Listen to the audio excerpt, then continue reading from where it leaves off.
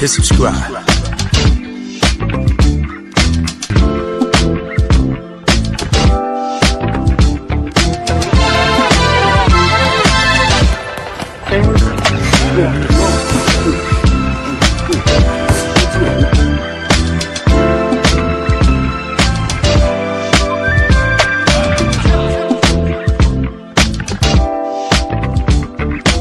Subscribe to my guy, Uncle D.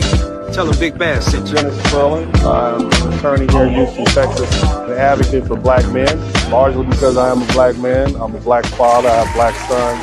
Hey man, I do what I do.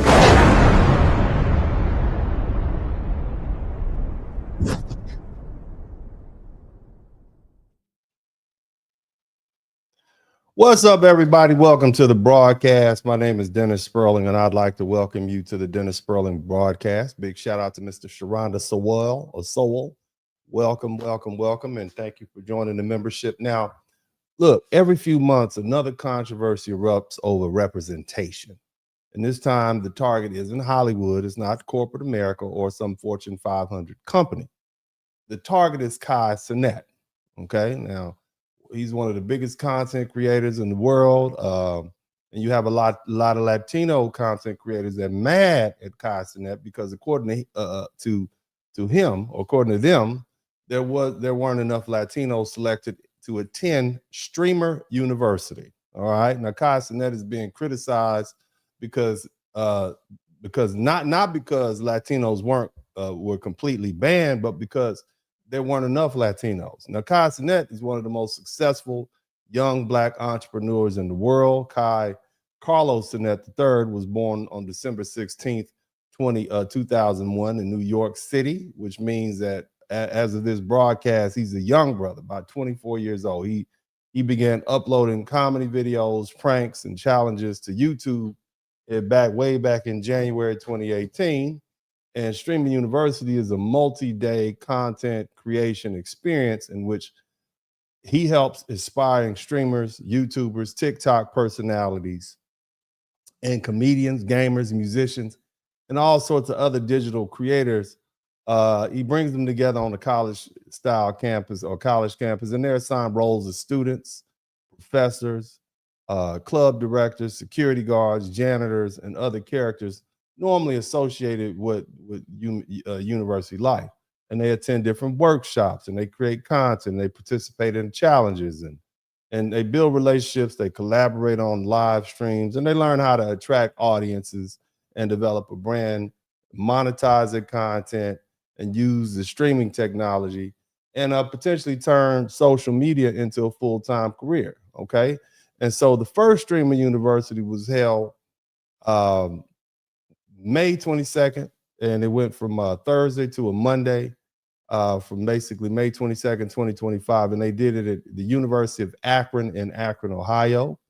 It involved about 200 different creators. They produced about 23 million hours of live stream content, and now Kai Cenat has returned with Streaming University in 2026, and after revealing more than 100 members of the new class on Monday, July 6th, 2026, you had a lot of Latino creators and Latinos in general angry because they didn't believe they believe he didn't select enough Latinos. Okay.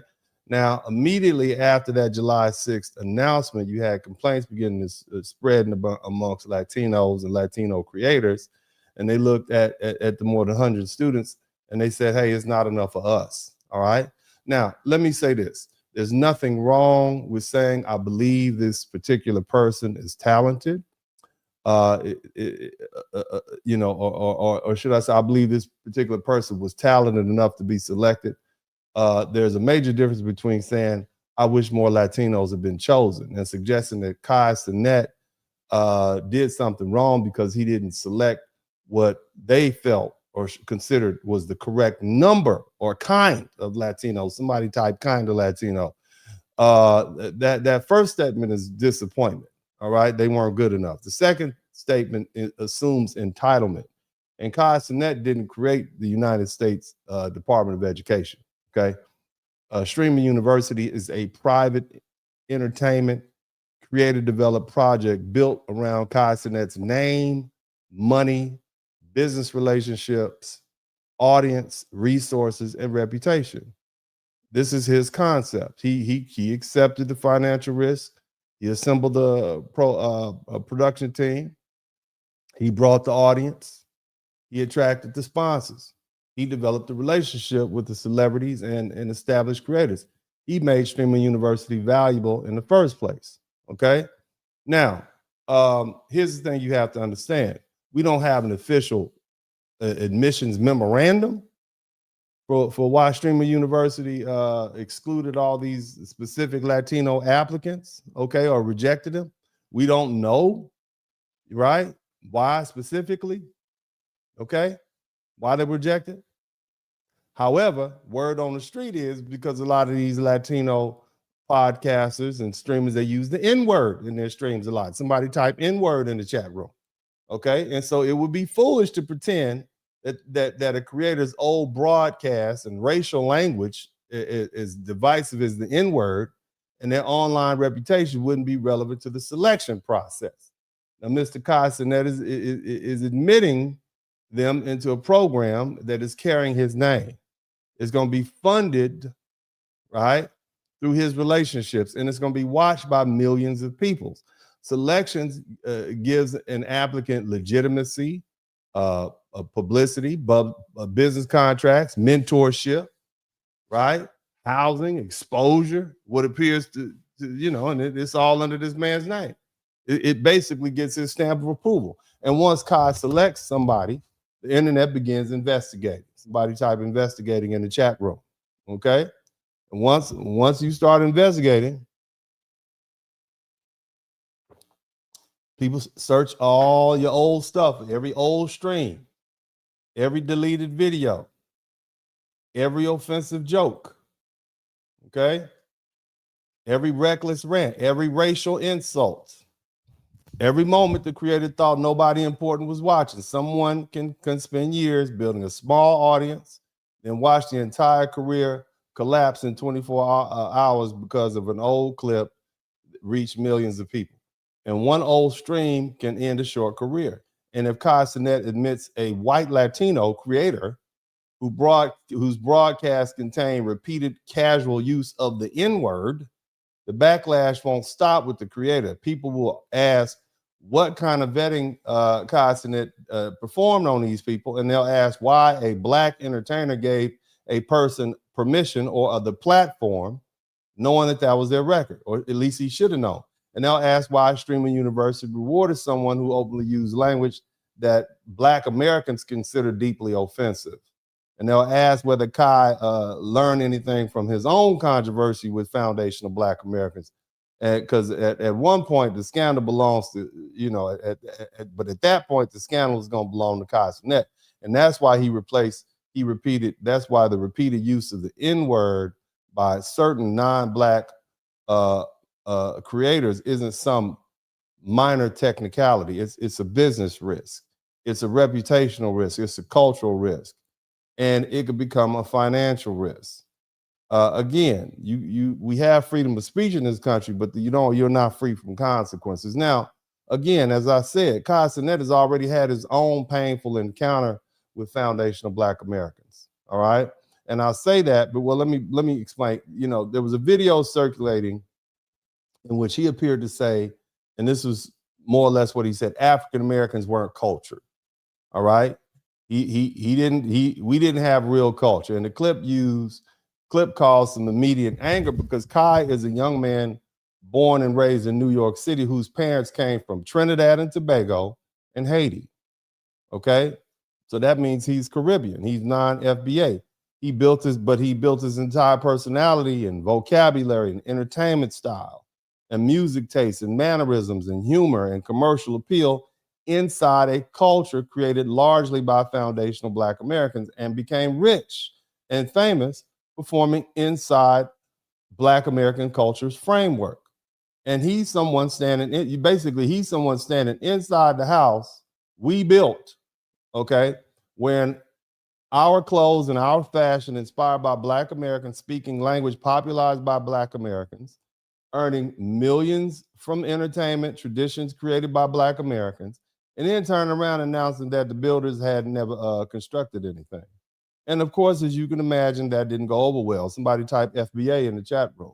Okay, it did not go over well at all. The clip circulated through Black social media, YouTube commentary channels, podcasts, Facebook groups, Reddit discussions, and other online spaces. They roasted the dude. Okay, they accused him of disrespecting Black Americans while simultaneously imitating and monetizing Black American culture. And some point out that his accent, his slang, his music, his comedic style, his celebrity relationships, his clothing, his dances, and his entire form of entertainment were unmistakably influenced by Black American youth culture. And he was confusing culture with having a recent immigrant nationality, as though food from Trinidad and a Haitian flag or a named Caribbean homeland constituted culture, while blues, jazz, gospel, rock and roll, hip hop, soul food, Black church, historical Black colleges, stepping in the Harlem Renaissance, civil rights traditions, Black vernacular English, and generations of American artistic creation somehow didn't count. Okay, and the online discussions continue to reference the remark. They continued to roast this dude. Okay, well after the original clip is circulated, showing that many Black viewers didn't simply forget. Matter of fact, this is the first time most of us had even heard of this man. We'd never known of him.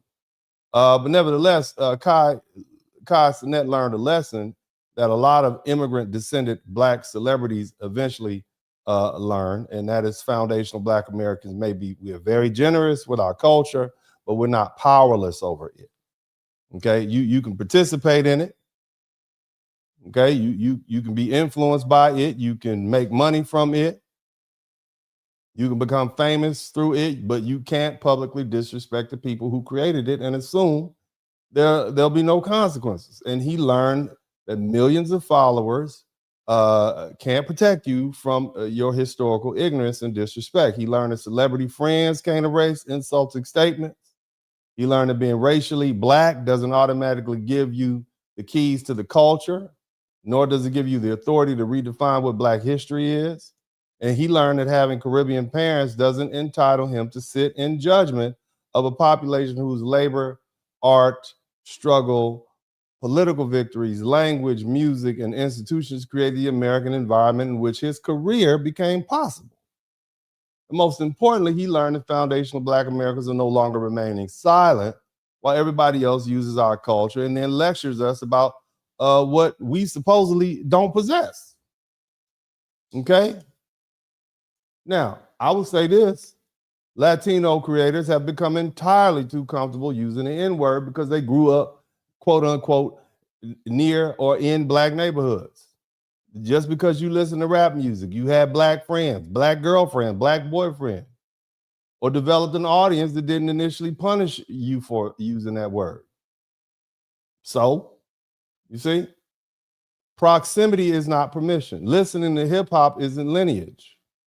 Growing up beside Black people doesn't make you one of us. And participating in Black culture doesn't transfer ownership of our historical experience.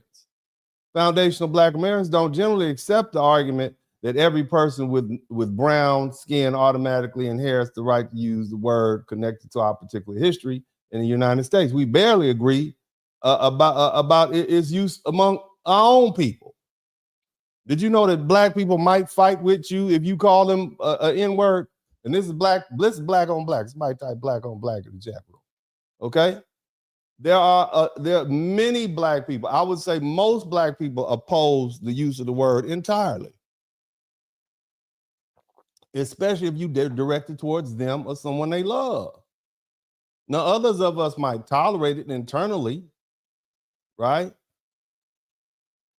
But we still draw a hard boundary against outsiders. But whatever internal disagreements exist, a Latino creator doesn't get to ignore that boundary and then demand career advancement from a major Black platform. And that's where free speech meets consequences. You may have the legal right to say the word. The government generally isn't going to arrest you simply for saying something racially offensive. But freedom of speech doesn't force Cenat to admit you into streaming university. It doesn't require him to mentor you either. And it doesn't require him to promote you or provide you with housing and food and introduce you to celebrities and connect you with sponsors and expose you to millions of viewers or attach his multi-million-dollar brand to your career, especially when he built it on the backs of foundational Black Americans. And you can say what you want, and you can't dictate the consequences. And see, this is the part some people refuse to accept. They want unrestricted access to Black American culture without any obligation to respect Black American boundaries. They want the music, they want the slang, they want the fashion, they want the dances, they want the comedic style, they want the Black viewers, they want the Black collaborations to make them hot. They want the algorithm attention that comes from operating near Black culture. But the moment foundational Black Americans say, don't use the word, don't use that word, suddenly those same people become constitutional scholars lecturing us about free speech. You have free speech. Cenat has freedom of association. You have the freedom to use any word that you want to, that you could pronounce, I guess. And he has freedom to determine whether you are a liability to him. Didn't I just tell you he had to deal with us a few months ago? Again, you have the freedom to create your own platform. He has the freedom to keep you off of his. And that's the power of foundational Black Americans. Somebody type FBA power in the chat room. See, for decades, everybody treated our culture like an open air market where they could take whatever they wanted, sell it back to us, right? Tell the world, that they came up with it and force us to be quiet about it. Somebody type twerking in the chat room. Somebody type Miley Cyrus. Okay? But now more Black Americans own platforms. We own audiences, production companies, podcasts, streaming channels, and independent media operations. And that means we are increasingly, we increasingly possess not only the power to create culture, but also the power to decide who receives access to the economic opportunities flowing from it. Cenat is one of those gatekeepers now. He know better. Somebody type know better. Here's another thing that's overlooked. Where Cenat held the first streaming university, that's the University of Akron in Ohio. Okay? That American campus didn't become available to that young Black man simply because America woke up one morning and decided to be generous. Black Americans fought and marched and sued and protested and bled and forced this country, public institutions, to open their doors. The University of Akron in Ohio it's a northern state Black university that the Black students attended in one of those institutions that they started at before the Civil War, a civil rights era. It didn't have a legally enforced whites only admissions policy. However, it needed some changes. Okay. Did you know that in between 1968 and 1969, at that very same university, Butchell Hall, Black students seized Butchell Hall. Black students organized for greater representation. They wanted Black faculty. They wanted a Black studies program. And in December 10, 1969, 6 members of the Black United Students occupied Butchell Hall and the university's main administration during what became known as the Butchell Hall takeover. And their demands included a meaningful Black studies program and increased Black student recruitment and more Black faculty and greater institutions to support Black students. See, before what they were doing, they would just bring up the Black athletes because they wanted to win some football games. Okay, and so they have a couple of Black students around, but they didn't have enough of them. It's just the Black athletes and a few here and there, a few other Black people. And so the students said, no, we're not going for that. So they sat and they protested. That was 1968, 69. In 1973, the university established a Black Cultural Center, one of the demands that had grown out of that activism in the 1960s. In 1985 through 1992, Black students again organized demonstrations over apartheid in South Africa and racial inequality on campus, showing that the struggle for equal treatment continued well beyond that formal admission. And those students were standing on a larger foundation built on Black Americans who destroyed legal segregation through cases such as Brown versus the Board of Education and through the Civil Rights Act of 1964. So when Cenat walked on the University of Ohio Akron campus, okay, filled his dormitories with creators and converted his classrooms into streaming studios and broadcast to the world, he was using institutional groundwork that foundational Black Americans had already fought to make accessible. Cenat couldn't assume that a university in Haiti, where his parents are from, or Trinidad, where his other parents are from, or in Mexico, would hand over an entire campus with the same facilities and legal protections and technological infrastructure and corporate sponsorship and access to enormous Black American consumer market. He couldn't do that anywhere else. You understand? See, let me, because, you know, I have to tell it. I'm going to tell the whole story. Somebody type whole story in the chat room. See, the reason the world even understands Cenat's language and style and music and humor and swagger and entertainment format is because he performs inside a cultural house built by foundational Black Americans. Much of what makes him marketable is Black American cultural expression worn as a public identity. That man is Caribbean. His parents are from Trinidad and Haiti. You see? You understand? He may call himself the dean, but the foundational Black Americans built the road to the university, opened the gates, shaped the culture, created the audience, and made the entire spectacle commercially possible before anybody demands more seats at streaming university. They need to respect the people whose struggle made the university and the opportunity possible. Now, that being the case, I'd like to welcome you all again. I'd like me to reintroduce myself. Welcome back to the broadcast. This is Uncle D. I done got up on my high horse. I'm talking. Somebody type he's talking today. I'm talking today. Now, I got a few videos I want to share with you all because I know y'all don't believe anything I say. So I'm just going to go ahead and put the videos up so y'all can see what I say is true. These people are upset. Somebody type upset in the chat room. You guys make sure that I can't believe these people are mad about this, man.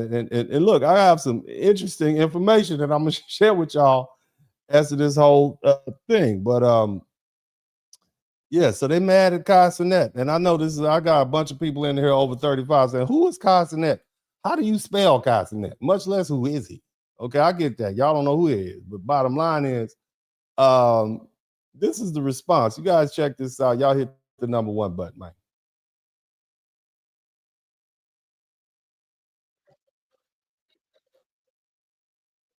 Whole bunch of Hispanics and Latinos are upset that more Hispanics and Latinos were not accepted into Cenat Streamer University. But see, here's the thing about that. There was absolutely Latinos accepted into the Streamer University. They just happen to be Afro-Latino. And therein lies the hypocrisy of your outrage. Because let's be so for real for a moment here. You know, and the world knows how Hispanics and Latinos feel about Afro-Latinos. So making those videos saying that you're upset that more Hispanic and Latinos weren't accepted does nothing but further prove to the world the racism that is your own argue from time to time. But weren't a lot of you just standing 10 toes down with the racism that Ashley Gonzalez exhibited? We stand with Ashley Gonzalez? I don't know. Perhaps you can reach out to her and see if she can open a streamer university. And please explain to me why it's always stop dividing us only when you're not included, but never when it matters, like voting, for instance. The open, blatant racism that so many of you exhibit towards the Black community and your desperate yearning for white alignment always seems to fly right out of the window when you think there's an opportunity to profit off of us, off of our work, off of our labor. Perhaps you should reach out to one of your white brothers and sisters and see if they'll open a streamer university and accept you. So I'm not saying nothing because she's saying it all. So I normally would interrupt, but I'm not going to interrupt because she's saying everything that I would say. So I'm just going to be quiet. And even though I interrupted to say I'm not interrupted, that's all part of what I do. It's my way of interrupting and also making the people happy that I'm not interrupting. Praise Moses. Let me wrap this up by saying there absolutely have been Hispanics and Latinos accepted into the streamer university. You're just mad that it wasn't you. Maybe you should write a rap about it. Call it niggas be tripping, because we family friendly, know how you love that word. They do. See that? See how it all comes. Somebody type Ashley Gonzalez in the chat room. See that? You have freedom of speech, but you know, you're not free from consequences. So that lady said it all. She said a whole lot. She said a lot. It's hard to follow that act. Let me just go ahead and move on to the next person because she did a great job. Let's see what else other people have to say.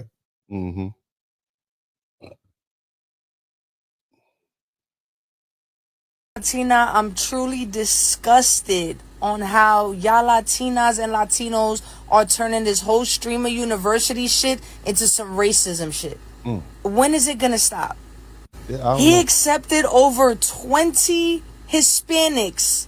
So what the fuck are y'all talking about? It was only 120 people. And then the ones talking are the ones with the crazy digital footprint. Like, y'all just be on stream downplaying the Black community but want to be in a Black creator space. So basically what she's saying, this Latina woman is saying, this Afro-Latina is saying they picked 20 Hispanics. Now, Latino and Hispanic are often used interchangeably, so I'll go into a definition of exactly what that is. But she also pointed out the fact, and she would know that they're on their broadcast saying these horrible things about Black people, down in the Black. So not only are you down in the Black community, not only are you using the N-word, but you also down in the, how don't you think there's going to be some blowback from that? You understand why Cenat, who just had issues with foundational Black Americans, would quickly realize that's a hot potato. I can't deal with that. Too racist. Somebody type too racist in the chat room. Why would he pick y'all? And it's a lot of creators that have millions of followers. The ones that got hundreds of thousands of followers talking. Why don't y'all just go and make your own shit? Yeah. But make sure y'all thank him for the idea. And if you think that next year you're going to get into streamer university after all this controversy, yeah, fuck you. Oh my God, your language. Watch that potty mouth. Shout out to Amari the Truth. Fuck you. Potty mouth, potty mouth. You're going to watch your potty mouth. Family friendly. Watch it, miss. As an we're family friendly here, but she made some good salient points. She brought up some very interesting points. I appreciate that. No potty mouth here, though. We're going to continue to be family friendly. We're going to continue to remain monetized. That's what we're going to do. Let's listen to this. You guys make sure you subscribe if you haven't. I feel like in a very non-violent way, the streamer university situation has showed people that, yes, you have freedom of speech, but you are not free of consequences. And you are not free of making someone feel a way. So whether you decide that you don't care about the consequences of saying a word that has a lot of history and a lot of shame behind it, if you're not the intended person supposed to be using it, someone else cares.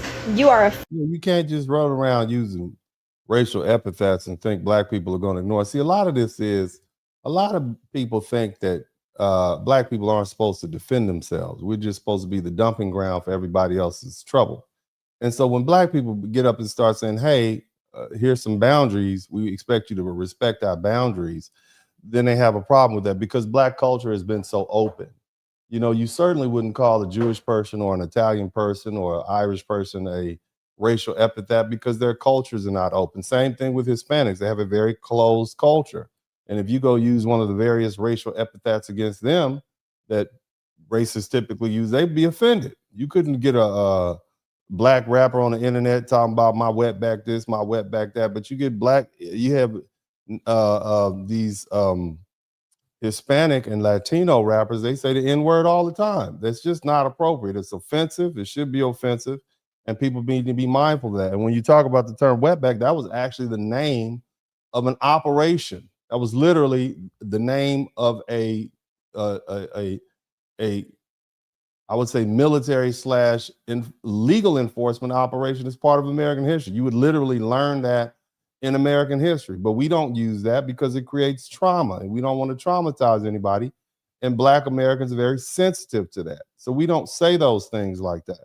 But other people just feel open and be able to just criticize our community and use these racial epithets. Again, it's time for Black people to close ranks, which is, I think, what we're doing now. And now people are offended because they've been so used to being able to use those words and now they can't anymore. But let's keep listening. Offending someone else. Every time you walk out the house and you say that shit around a group of people, that you recognize that you could be offending someone and you deliberately do it and you deliberately do not care.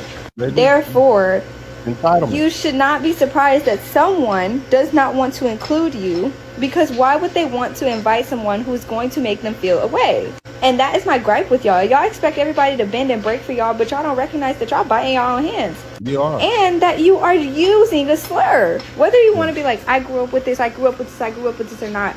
Anybody who knows anything knows that there is someone who could have a problem with it. Even Black people know that there are other Black people who do not like hearing or the use of the word. Yes, there are Black people who don't like the use of the word. I'm constantly checking other Black people about using N-word. Don't do it to me, because I'm gonna tell you about yourself. But this young lady is she's on point, and she's explained it is a racial slur. It is disrespectful, and I don't care what generation you grew up in. It's still disrespectful. Just because you have that Black friend, you don't even know if that Black friend is FBA. A lot of these Black friends that they're talking about are people from the Caribbean or Africa. And so the word don't hit the same as it does with a foundational Black American purpose. But we wasn't N-words until we got over here. That's when N-words had to pick cotton. You understand? N-words wasn't running around Africa chasing antelope and buffalo and whatnot. N-words was out here chopping sugar cane, okay, and picking tobacco. All right, so it's a very big difference. N-words was getting hung from trees. You see the difference? All right, so let's keep listening. So why do you think that you are above backlash? Like, why do you think that you are above someone else's opinion if you yourself have gone out of your way to form your own about not caring? I feel very... Yeah. And somebody said, yeah, Italian. You don't go around calling Italians racial epithets. They have their own race. You don't do that. That's disrespectful. Black people know better to do that. And if somebody hit you upside the head because you called them by that racial epithet, it would not be, they wouldn't be wrong for doing it, in my humble opinion. But let's keep on listening. Let's keep listening to what the people have to say.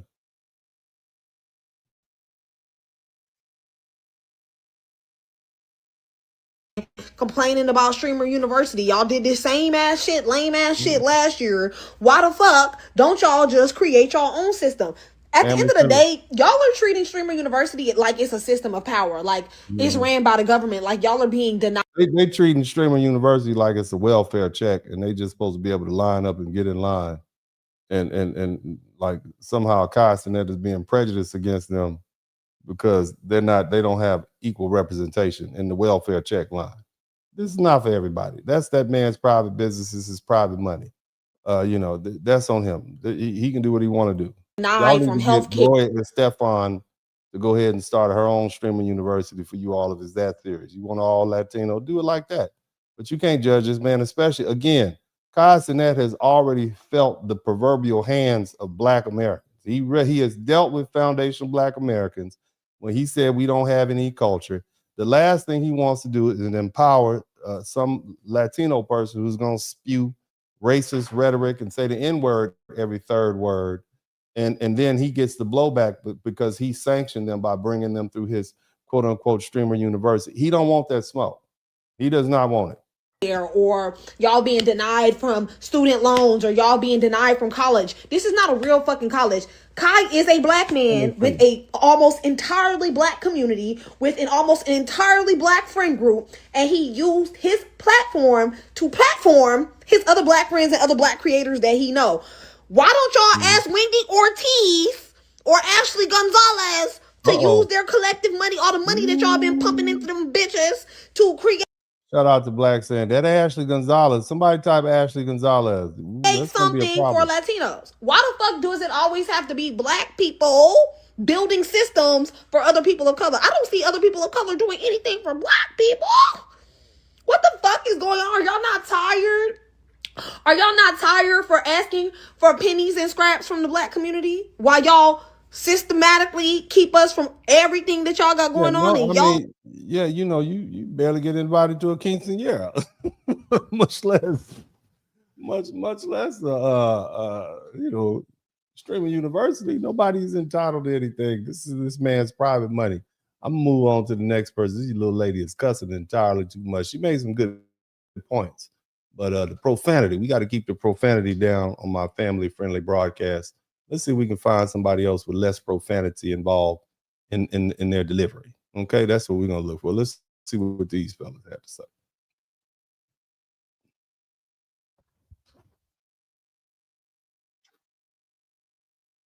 Streamers into Streamer University. Now, Cenat did accept some streamers from the Hispanic community. Two. So to say he's discriminating, he's not discriminating. He just really feels in his heart that these are the only two streamers, and that's bad. That's the bad in the Hispanic community that he feels don't have a racist bone. Now that's bad because the world is big.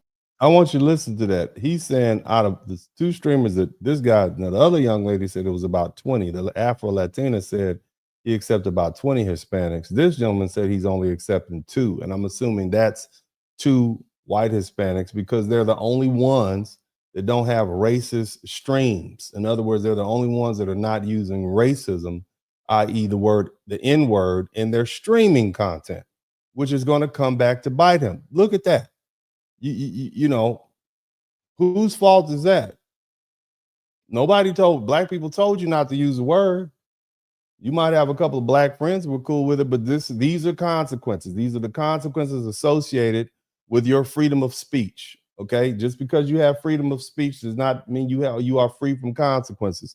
So again, out of all the thousands and thousands of Latino content creators, there was only 2 that Cenat saw that didn't use profanity or racial epithets. That is outstanding, and I don't mean that in a good way. Let's keep listening. Big, and it's a lot of Hispanic streamers. So yes, y'all really need to go look at y'all content on how y'all move. If you're being a culture vulture, if you're jacking, yeah, I think Cenat is not biting into that. If he see any similarities of you being a streamer and you're moving like a couple of them, when DDG caught a couple of them slipping, and you know how they try to get Ryan Garcia to be in with them and say, yeah, 100 gorillas, yes, and this many Mexicans can fight 100 gorillas, but you knew what he was meaning. And Ryan Garcia looked at you like, and see, this is what they're talking about. And this is the same man that they have by the neck, and this is what I'm talking about, where yes, they want to be in Black spaces, but behind closed doors, they're doing this, the Black dissing, or they're jocking. They're jocking. They're doing the complexion, saying the words, and they know that gets clicks by saying the words, being the complexion they is. And yeah, they gotta accept what grave they dug. You understand? I don't understand why the Hispanics is getting upset. When they should just go ask Tekashi 69 to start this up, start his own university. Y'all claiming y'all want to start a university. I'm giving you an idea right now, right here. Here's the perfect man to be the face of y'all streaming university. Cannot make this up. His fan base is Latino and Hispanic community, the biggest of the Latino and Hispanic community. And shout out to Hazel and Arby. Thank you so much. He's international. He is international. But Tekashi 69, and you can see, he is a culture vulture. The biggest of the culture vultures is Tekashi 69. Very upset at us that we won't let him into the door. He says nigga a lot. A lot. He had the green light from the Black community to do what he do and say what he said at them times. But yeah, he went back in the Black space and he can't get back over here. He knows what that comes with. We are more strict by our rules, especially if you're not Hispanic, same for if Black was being over there, you know what I'm saying, trying to be a part of the Hispanic community. Yes, y'all put them through the same shit that we put him through. And meaning, yeah, you have to put in work. Yes, work, you know what I'm saying, to get validated, you know what I'm saying, by the Black community. And Tekashi 69 was putting in work, and then he broke the rules, and you can't get back in the door. And he says, nigga, and he is a rat, and he know Ratatouille right here. He knows Blacks is not going to let him back in the space. But y'all don't need him to be let. He don't need to be let back in the Black space. Y'all could just bump this up. Y'all know how big he is. Y'all know how big he is, how much power he got. Yeah, He'd be very powerful in y'all's community. I don't understand why not. This is the best way he could get back into where that space he's trying to get back into. Or he just really want to be black. That's it. If he don't want that or accept that, because it seems like he want to be back on top.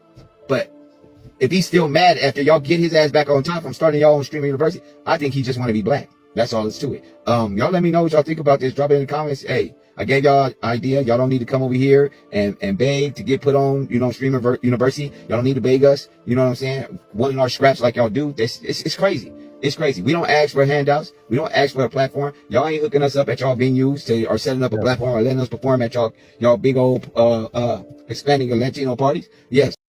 I mean, he's not wrong. I mean, he's speaking the truth. He's not wrong. I mean, you guys, you all practice exclusion with us, but you want inclusion from Black Americans, i.e. foundational Black Americans. So that's an issue.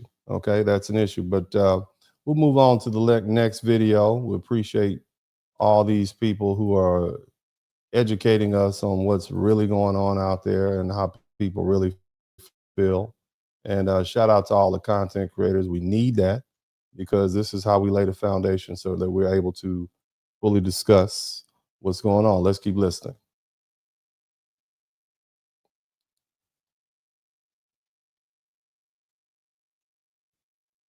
Videos that popping up in my FYP page because apparently Cenat decided not to invite a bunch of Hispanic streamers to his streamer university. And I'm gonna say this, man.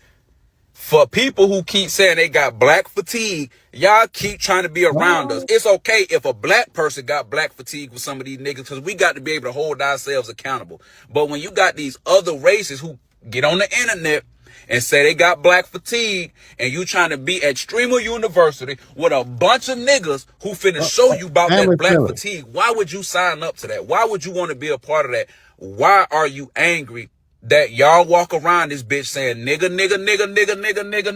using it in all the wrong way? Sir, family friendly. This is why they keep using the word. Did you keep using it, sir? Can't keep saying that word like that. They're gonna think they can use. That's the problem. Somebody typed the problem in the chat room. That's the problem. I'm gonna let them keep going. And when black folks say they are offended by that, then you all act like we just told y'all, we just cussed out y'all mama or something. Y'all, oh, it's just a word, blah, blah, blah. And I'm going to keep saying this. It's not just a word. And y'all wonder why some people voted for Donald Trump because of shit like this. I've been black my whole life. And I'm going to sit here and tell you, man, black people, you really don't got allies. We do. And it sucks to say your allies really going to be the white folks. Just honest to God. The rest of these people, bro, they take the hatred part of the white folks, some of the Asian community, some of the Latino community, and then they base their whole personality around that. That's the craziest part. I got Hispanic friends, and they'll tell you, yes, colorism runs rampant in the Latino community, and racism against black folks runs rampant. The Hispanic streamers to his streamer. We know that colorism runs rampant. We know that. We know that they have issues, and it's apparent when they come to the United States. But let's keep listening. My nigga, just make your own streamer university. Like, I'm confused. Mm-hmm. Yeah, I'm not confused. That they need infrastructure for that. They don't have. Again, I went here and explained to you all how black people, dealt with this very same University of Akron, and it's the footsteps or the footprints that Shania, Mr. Cenat is able to occupy that allows him to even do that. Let's listen to some more videos. You guys make sure you subscribe to the channel if you haven't already.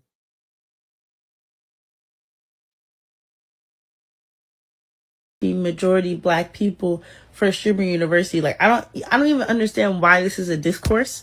And I have a question, and be honest with yourself. If roles were reversed and a Hispanic person was in charge of picking streamers for streaming university, how many Hispanics would you guys would have chosen versus how many black or any other race would you have chosen?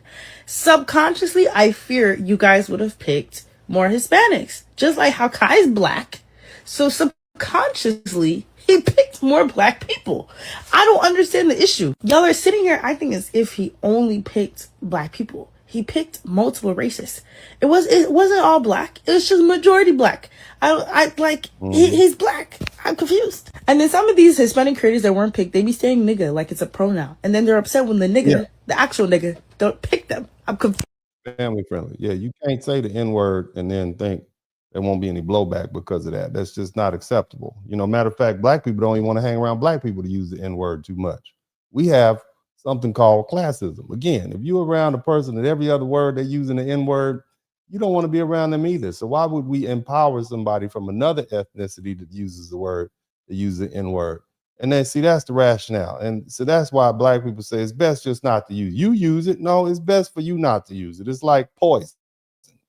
Okay. It's not something that everybody can deal with. Okay. Sometimes it's used as a cure, and sometimes it can cause a lot of serious harm. So just don't use it at all. Let's keep listening.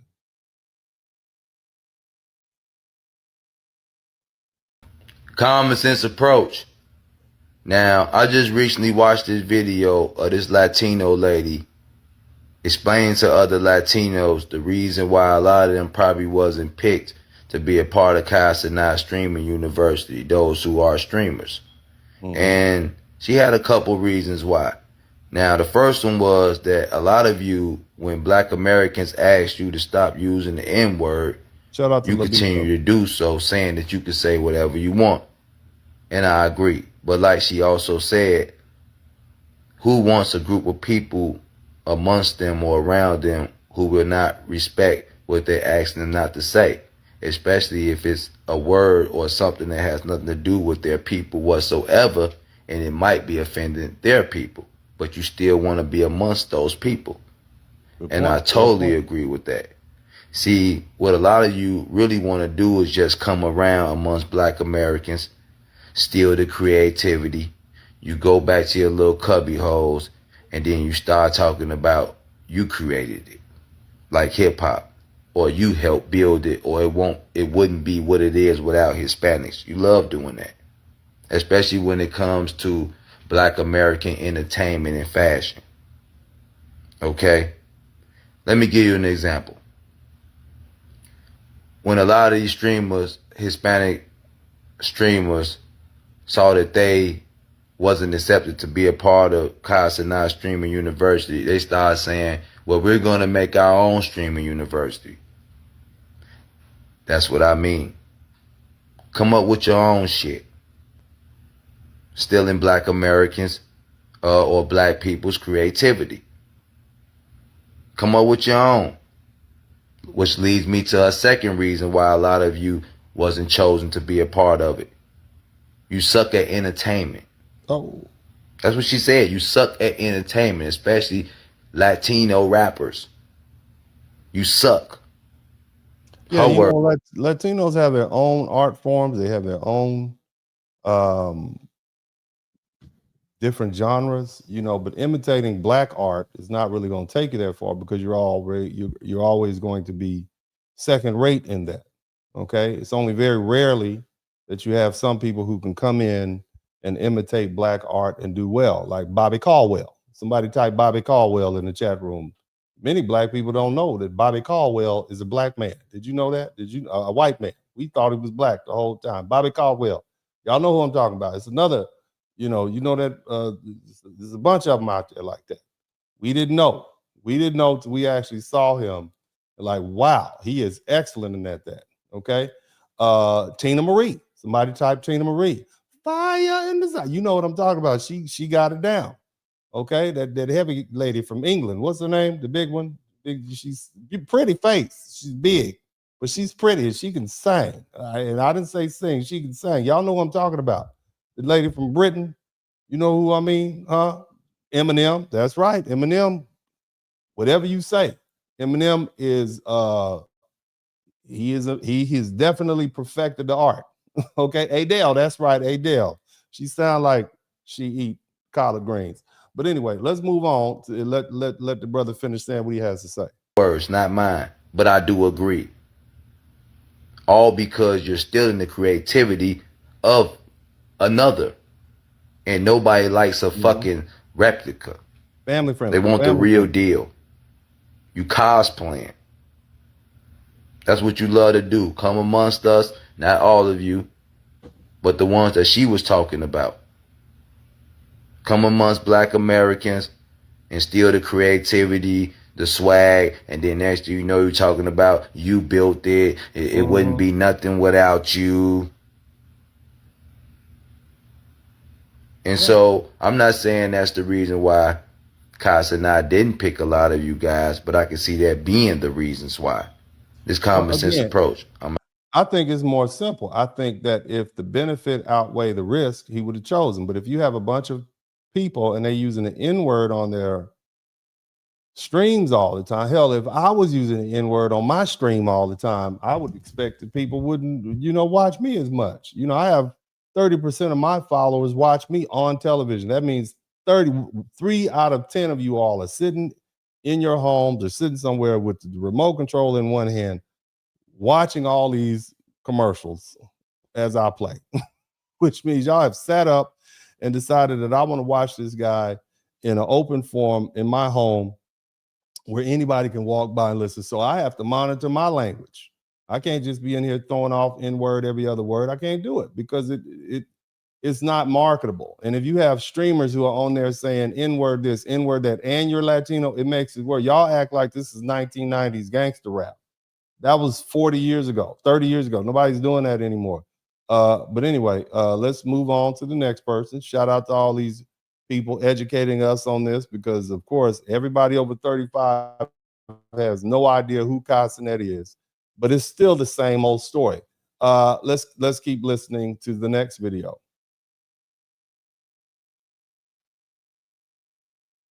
Story had Kai even been Black American. He's not even Black American.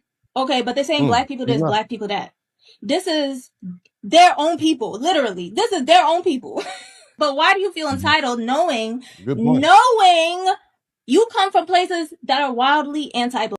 Now, I find it interesting. This young lady says something that I noted recently in a broadcast when I say that oftentimes Black immigrants identify more with other immigrants because they see the world through the immigrant gaze. They identify as immigrants more as first as opposed to Black first. And that's why this young lady has uniquely pointed out, these are your people. These are your people. In other words, he belongs to you. Shout out to William Lynch. Now, that may not be certain in all cases, but this lady is speaking about her experience. So let's continue listening. Black. It just, didn't you just have fatigue like 2 seconds ago? Cenat is a Caribbean American. Y'all already don't consider Haitian people Afro-Latinos, even though they are. Y'all already don't consider Haitian people Latinos, even though they are. So yeah, Haitians are Latino. I'm gonna break that down. Did y'all know that Haitians were Latino? Haitians were Latino. We're gonna continue. We're gonna learn a lot. Shout out to Penelope. What's up, baby? My girl Penelope came through with the 10 gifts. Thank you so much. Let's keep listening. this whole discourse about Sherman University not accepting Hispanics and Latinos, actually, there are a lot of us, a lot of Afro-Latinos there. Y'all just don't really acknowledge that. And how come nobody's calling out Kai's ethnicity all of a sudden? Why is everybody for him now? There are times when you need someone. Yeah. When it's time to galvanize. Okay, again. And like celebrate their Latinx culture, they got a Haiti flag in there. Why are you bringing up Black people? I'm really trying to figure it out. Y'all saw the Haitian flag, right? They went down the line. All right. So again, here's what we're looking at. Okay. Here's what we're looking at.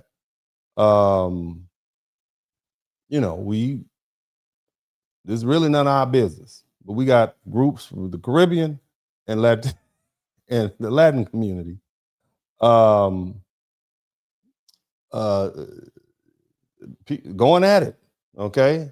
And so the Latino community is treating this young Caribbean man like he's Black. So he gets thrown into, it's the Black people's fault category. And this is why Black people tell Caribbeans and Africans when they come to this country, they got to put the flags down because they're not seen as their individual country. Here in the United States, people are separated out by race. That's just how we do it. You might not like it, but it is what it is. And so now we have to pick up the flag for this quote unquote Black man who is being quote unquote racist towards Latino people. This is what this looks like. But she also pointed out the fact that he did bring in Latinos. They were Afro-Latinos. All right. So, and that's another insidious term that we have to explain, because oftentimes, and this is based on research and what I'm seeing, a lot of Latinos don't see Afro-Latinos as Latino. They see them as black or whatever other word they call them. But let's keep listening.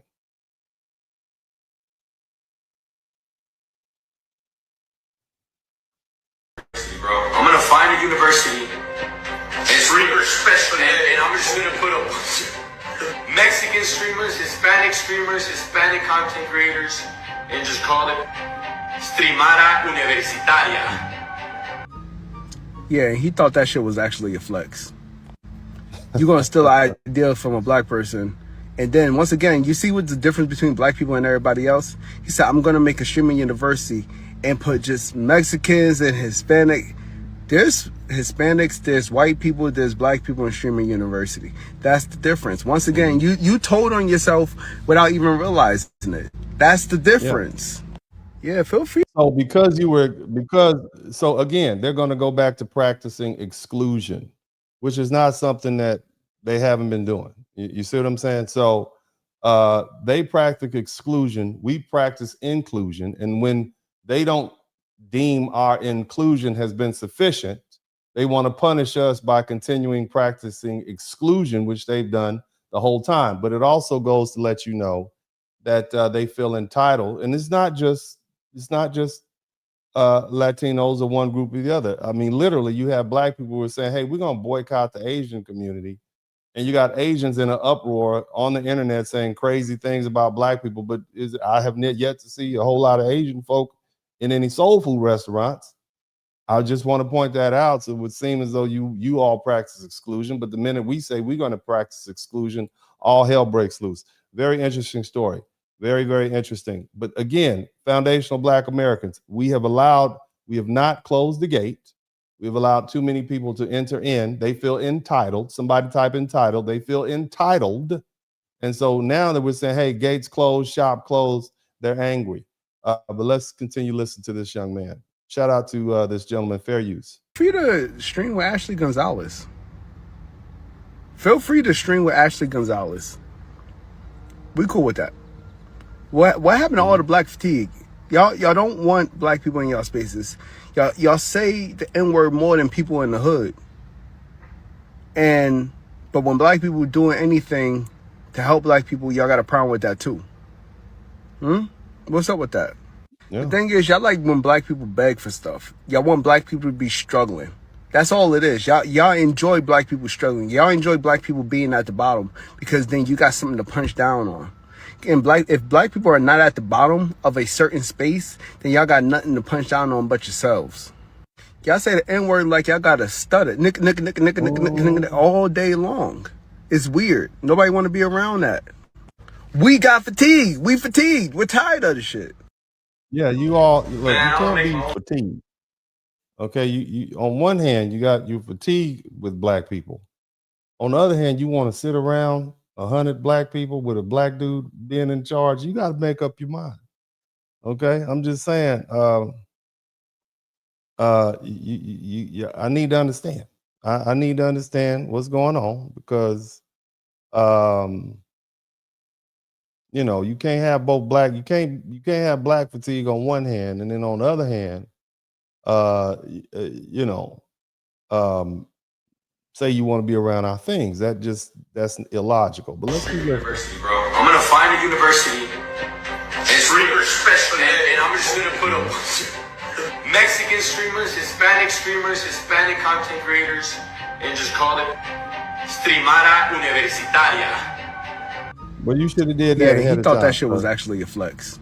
You should have did that ahead of time. You're gonna steal an idea from a black person.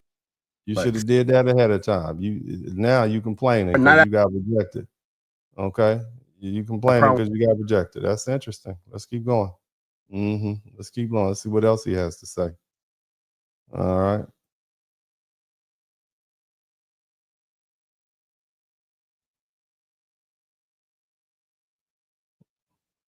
Okay.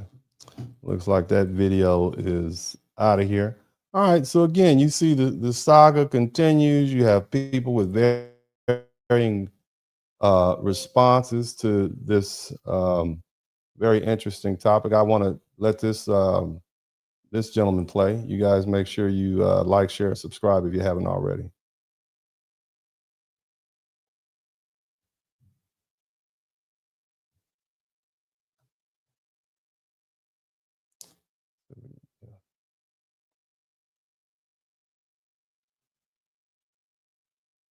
See, you gotta watch your mouth. Uh-oh, here it is.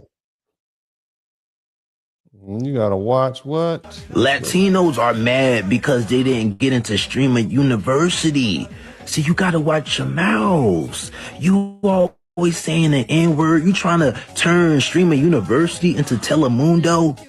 Doing a Macarena up and down the hallways at Streamer University. It's bad enough Cenat is cosplaying as a Black American. He's Haitian and Trinidadian. And you think we got to be subjected to you saying... All right, did you hear that part? Okay, it's already bad enough that you have a non-foundational Black American who's basically attached himself to foundational Black American humor, culture, music, style, etc., and has, you know, generated millions of dollars, which is not something that's uncommon. It happens all the time. You have a lot of artists and entertainers that blend in with the greater foundational Black American populace, and they win here. They win. They do here in this country what they're unable to do in their own country, whether we're talking about Nicki Minaj, Biggie Small, whether you're talking about Luke, whether you're talking about many of the premier hip hop artists, even as far back as Little Kim, who's Jamaican. And we're okay with that.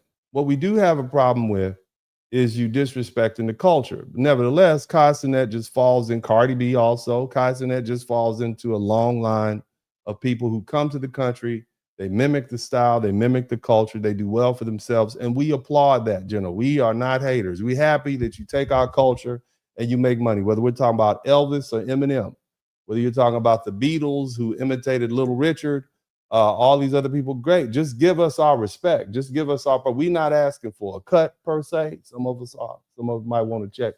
But what we do want is respect and the fact that you have to acknowledge the authenticity. But if you go outside of the rules and you disrespect the culture, you've got to expect backlash. Again, we cannot put enough emphasis on the fact that Cenat, who is of Haitian and Trinidadian descent, has had to feel the proverbial hands of foundational Black Americans when he made the unfortunate mistake of saying we don't have the culture, or we don't have a culture, the same culture by which he is living under and generating his millions under. He said we don't have that. The same culture which allowed the University of Akron to say, yeah, we better open this university, or we had to deal with some of these Black folk back in 68 and 69. You understand? And so I'm just saying, I'm just pointing some things out to you. I just feel like y'all need to know, whether you like it or not, whether you folk around the world like it or not, Black America, i.e., this population of Black people in the United States, is the most influential group of people of African descent in the world. I would dare say we're the most influential group of people in modern times of African descent, whether we're talking about music, culture, style, manner of speaking, straight up cool, the most famous athletes, actors, etc., come from right here in the United States, and that's for a reason. But bottom line is, you know, we are definitely the pulse of what is the African diaspora. That's why we don't need to go anywhere. You all need to come over here. But I'm gonna let this gentleman finish speaking. Saying the N-word every other word. That's what they're doing. Like, bro. My nigga, like nigga, mommy, papi, like nigga, like, you know, nigga, like, we don't want to hear that. You don't. What's going on with you Latinos? You have no cultural nor historical connection to the N-word.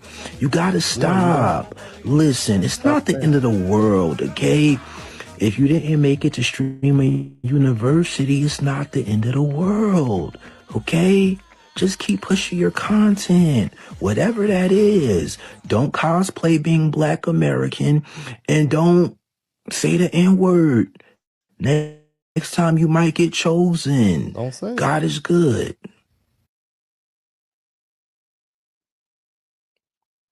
Yeah. That's not hard to figure out. It's real easy. Let's flip the script. Let's say you had a person of non-Latino or non-Hispanic descent, and every other word was, some racial epithet. And I hate to even say it, but there was an operation called Operation Wetback. It took place in the early 1920s. Let's say they kept using that word every other string. This, that, this. Then this person, and then Telemundo hosts some sort of activity and says, "Yeah, we want entertainers to come here, and we want you all to use your streaming platform XYZ." And then you got this same non-Hispanic streamer or influence who's used this term over and over again. That would not sit well with Hispanic or Latino viewers. Somebody would say, "Hey, this guy has no respect for the culture or our people. Why would Telemundo give him permission to appear on their show, knowing that that's Hispanic run or Latino run?" Not cool at all. And you all will feel the same way we did. Now we'll let this guy finish talking. Here's somebody who has something else to say. Very interesting. This guy with the orange hoodie here, beanie, ski mask. Listen to this guy. Latino streamers into Streamer University is because of how much they say the word. Yes, chat, they apparently say it in the songs, they say it in streams, they say it in day-to-day conversations with one another, and that is the exact reason as to why Kai didn't select too much Mexicans. Shout out to Penelope. Now, this guy is trying to justify or explain away. Well, let's let him finish. And honestly, bro, that could be true, but chat, what this results in— It is true. It is very true. But let's see why he says it doesn't count. Was comments of people saying, "Tell Ashley Gonzalez to start a streamer you." I mean, just separating our two groups of people. I'm gonna just be honest with you guys, bro. This really did expose how many people actually rock with the raza and how many people actually don't. You guys see right here. It's not that La Raza. And when they say La Raza, that means the race. How many people rock with La Raza? Okay. Here's the thing. Ashley Gonzalez was something that happened within very recent memory.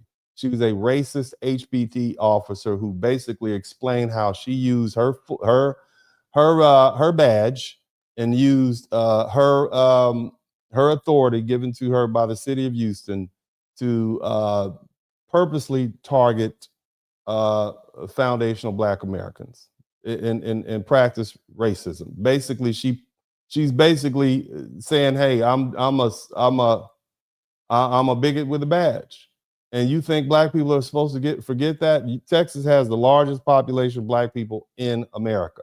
You think we're just going to forget that? So you can't just say, "Oh, we just used the N-word. That's not a big deal. Oh, and Ashley Gonzalez, that's not a big deal." What about all the people who said they stood with Ashley Gonzalez?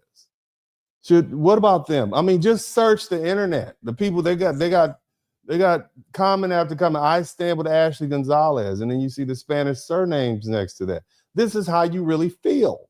And now you get mad, okay? Like you thought there was going to be any pushback. Again, no, they don't want Black people to stand up for themselves. We are not supposed to defend ourselves. That's what this is. We're not supposed to exercise power. Remember, these people have fooled themselves into believing we don't have power. I would like to remind everyone that foundational Black Americans are Americans. We have been Americans for hundreds of years. We have the same authority, power, voting power that every other group of Americans have. I think that probably the only people we are only second to white America. And when I say white America, I'm talking about the heritage Americans who've been here as far as political savvy, land, institutional knowledge. Okay, I need you all to understand that you all are relatively new here. We know how America works. And so, just to dismiss that and just totally disrespect the whole indigenous or ethnic group to the United States is always going to be a problem. You're always going to get blowback. Again, you have freedom of speech, but you are not free from consequences. Let's let this guy with the Elmo beanie keep talking. Let's not forget the overwhelming support of Ashley Gonzalez. Make it make sense. Chat, I just want to know something though. Which influencer was out here supporting Ashley Gonzalez? I haven't seen not even one even make. Okay, influencers, we're talking about the population at large, sir. We're talking Just look at all the people who say, I stand with Ashley Gonzalez. Just Google it. Okay, so it's not, it would be difficult if it was just one or two influence. We're talking about the Hispanic population at large. And I'm not saying all Hispanics are racist. I'm not saying that. That's not what I'm saying. But I'm pointing out that this is what Black people saw. Group to group. Black people say, oh, this is what you stand with? Because see, if it was a Black dude out there talking about, I can't stand these WBs, blah, blah, blah, I can't wait to put him in jail, we would check him on that, because that's not what we do. First of all, we would say, where is this dude from? He can't be FBA talking like that. And then somebody would talk to him and say, hey, that's not what we do. Same thing if we had some white cop, a Black cop talking about how he can't wait to put some white boys in jail or this, that, and the other. We would check him on that. That's not what everybody would check him on. That's not what we do. Okay, we might not get along. We might have our racist, prejudiced beliefs, but that is not what we do. You all are bold with it. How you gonna say you just stand with the racist Ashley Gonzalez after she goes on a 3-minute rant about how she hates N-words over and how she's used her badge to abuse Black people, knowing that the history that Black people have with the criminal justice system in America? That is ridiculous for you to think that there wouldn't be some blowback because of that, or consequences. Somebody type consequences in the chat room. A single joke about her. I thought y'all was tired of why are you always trying to be in this space? And also, Cenat's Black, so why would he want to put on other Black streamers? This is the thing about it. Nobody that's in the influencer space of the Mexicans said that they were tired of you guys. So I don't know where you guys are getting this from, and it's probably just from the comment section. That's why I'm reading the. Hold on a minute. Hold on. All right. So shout out to O's White. Notice how he said nobody in the streamer space is saying how they were tired of you guys, dude. I mean, look. I said this a few months ago. The new face of white supremacy is brown. Okay, I'm just and look, it's actually an old face. Okay, because you know the brown people were here with the Spanish. They came, and the Spanish were the ones that discovered the United States. So again, there's no excuse for this crap, man. We wouldn't take it from white folks. So what makes you think we would take it from Latinos or any other ethnic group? That is ridiculous for these people to expect that there would be no blowback for the constant use of the N-word on the internet when you're non-Black. Again, we don't even like Black people using the N-word. We don't even like Black people using that. Okay, we don't. It's a derogatory term. Just because you heard some rapper saying it back in the 1980s and 90s, okay, does not mean it's acceptable. Matter of fact, if you really start looking at those rappers, we had a term for them. We call them studio gangsters. I want you to look up that term, studio gangster, from Tupac to Suge Knight to Snoop Dogg to Dr. Dre to even Ice Cube. And we love the music, but about the only one of those dudes in those organizations, Mac 10 and WC, those are the only ones who I would say were actually in that life. You understand what I'm saying? And King T, somebody you all who don't even know. Even the venerable Ice-T was more of a player and not a gangster. You understand what I'm saying? I would know because I'm from South Central LA and I lived in that area, and you know, like, yeah, all right, yeah, go ahead and make the money, but we know who you really are. You a rapper, you're not a gangster. You barely a D-boy. You sell a little weed. I'm just keeping it 100 with you, okay? None of these dudes that you really enjoy, especially none of these dudes was gangsters. They were not gangsters. Snoop sold a little weed. Ice Cube went to school in the Valley. Snoop Dogg went to school in Long Beach. Long Beach was a good neighborhood back in the 90s. Compton, Watts, South Central. That was the ghetto. Okay, Inglewood was nice back in the day. All right, I'm just giving y'all the standard. If you were from Watts, hell, if you were from the east side of LA, Watts or Compton, yeah, you had a badge of honor just by coming up through there. But some of those other places, that's just something they sold you all on, the rest of the world, to make money. Shout out to them for doing it, but these are the facts. Let's keep listening. Comment section is actually apparently Hispanics have been saying the N-word. Apparently, you can't make this up. That's 44 Vortex or 44 Veto, however he wanted, say his name. But what I can tell you is going down in a real way as Hispanics is looking for a handout from the Black community. Can't make this up. From Cenat, is going down in a real way as Hispanics is making videos. And what I can tell you is, as you see 44 speaking on the situation, saying, yes, Cenat is apparently, yes, because of the N-word, not letting that mean Latinos, only let two in because of the N-word. You cannot make this up. And what I can tell you is, yeah, when you've been again, the common consensus seems to be that the reason Cenat eliminated so many Hispanic content creators was because of their rampant use of the N-word. Okay, so yeah, it's racism, it's their use of racism, which made him make a business decision. Again, he's already dealt with foundational Black Americans by simply saying that we don't have any culture.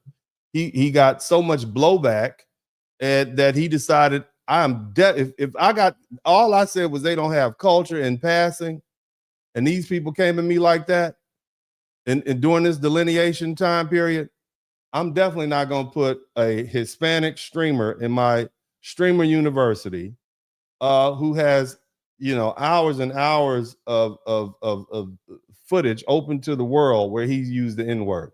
That is not going to be good for my business model. That's basically what he's saying. But anyway, let's move on to the next one. We gathered that point. We hear what he has to say, and we appreciate that. Now, again, some of you all are saying that, you know, well, you know, it's just, you know, it's what's the big deal?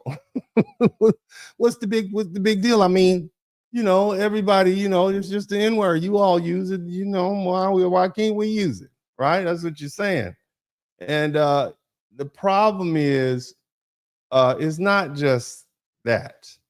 Okay, it's not just that. All right, because you have other Latinos. Well, let's take a look. Let's see. Do y'all remember this? Remember this guy right here? Let's see what he has to say. Okay. Adding Asian businesses. You think you're about to boycott some shit? Just wait till they stop accepting EBT. You don't want to support Asian businesses? Who gives a fuck? Don't get your nails done. Don't wear one of them ugly. So these are the racial tropes being spewed by non-blacks in the response to our deciding to, you know, close ranks.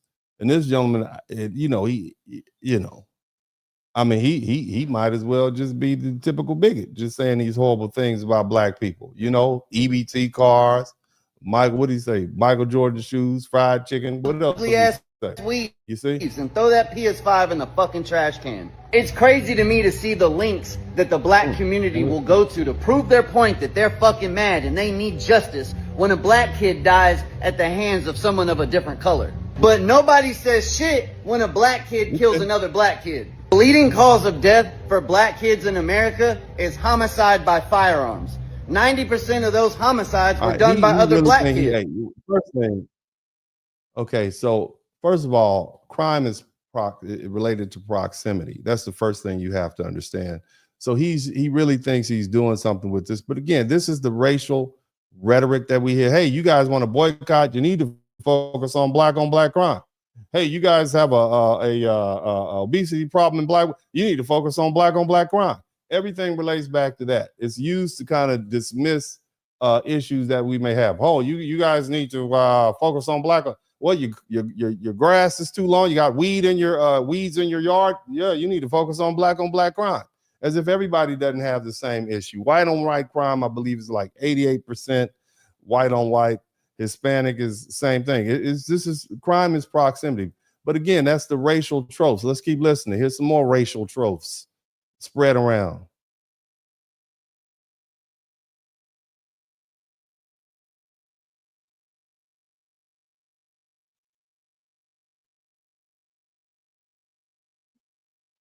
I want you to hear what she's saying. I want you to hear what she's saying about Black people, as if we forgot, because it didn't start with Ashley Gonzalez. All right, these folks have decided to put this on the internet. A very strong smell. And I'm not saying because you guys don't shower, you guys are nasty. It's because you guys just carry this really unique smell. And you guys probably don't notice it and you guys can't smell it because you guys grew up that way. But us, on the other hand, we notice that smell right away. And let me tell you guys, it's not pleasant. Second reason, you guys are extremely loud people. Yo, what fuckery are you chatting? Okay. So this Hispanic lady is basically saying Black people stink. Okay, all of us, even us that smell good. She said we stink and we loud. Okay. Why African American are the least desirable to date in the whole US. First reason is because you guys carry a very strong odor, a smell, a very strong smell. And I'm not saying because you guys don't shower. You carry a very strong order. Is that like a Home Depot order where you need to be strong to carry it? Because are you trying to say odor or order? I'm confused. Okay, but this is an example of this white Latina racism. Okay, this is it. Okay, not to be confused with the Black Latinos and the brown Latinos or the Afro Latinos. And Latinos, and I've learned this, they have their own racial issues amongst themselves. But again, and they know what I'm saying is true. And they know. It's surprising to me to find out. I'm telling you, it was shocking. I didn't know myself. Okay. Matter of fact, I was shocked to know that all my little cool Mexican homies that I grew up with back in the day, I didn't even know Mexicans were racist. I didn't know Latinos in general were. I thought they were brown like us. Who knew? Nobody knew this. This is not something that they taught in school. They just showed up at our various elementary schools and middle schools and high schools back when I was a youngster. And I thought they were cool. Didn't know at all. Didn't learn they were racist until much later on in life. But let's let the videos keep playing. The videos speak for themselves. It's really not, they can say it for themselves. These are actually Latinos having conversations with other Latinos about their own issues. Let's listen. This is your history, by the way. This is what your family went through. Now, I know it's easier to pretend things didn't happen. And before you say, oh, well, that was a long time ago, 1929 is not a long time ago. This is when your grandparents were born. This photo was taken in 1967. Your parents were born during this time. Because the only reason that your grandparents and your parents did not teach you Spanish was survival. What's wrong with this fool? Calm down, that shit. That was back in the day. So again, Latinos have had to deal with racism on their own here in the United States. And so the idea that they would be racist towards Black people is something that we find, I would say, intriguing, because it doesn't really make any sense to us. Why would you be racist towards us when you yourself, surely you understand what we've had to go through? So that would make you more empathetic and understanding and natural allies, but I guess not.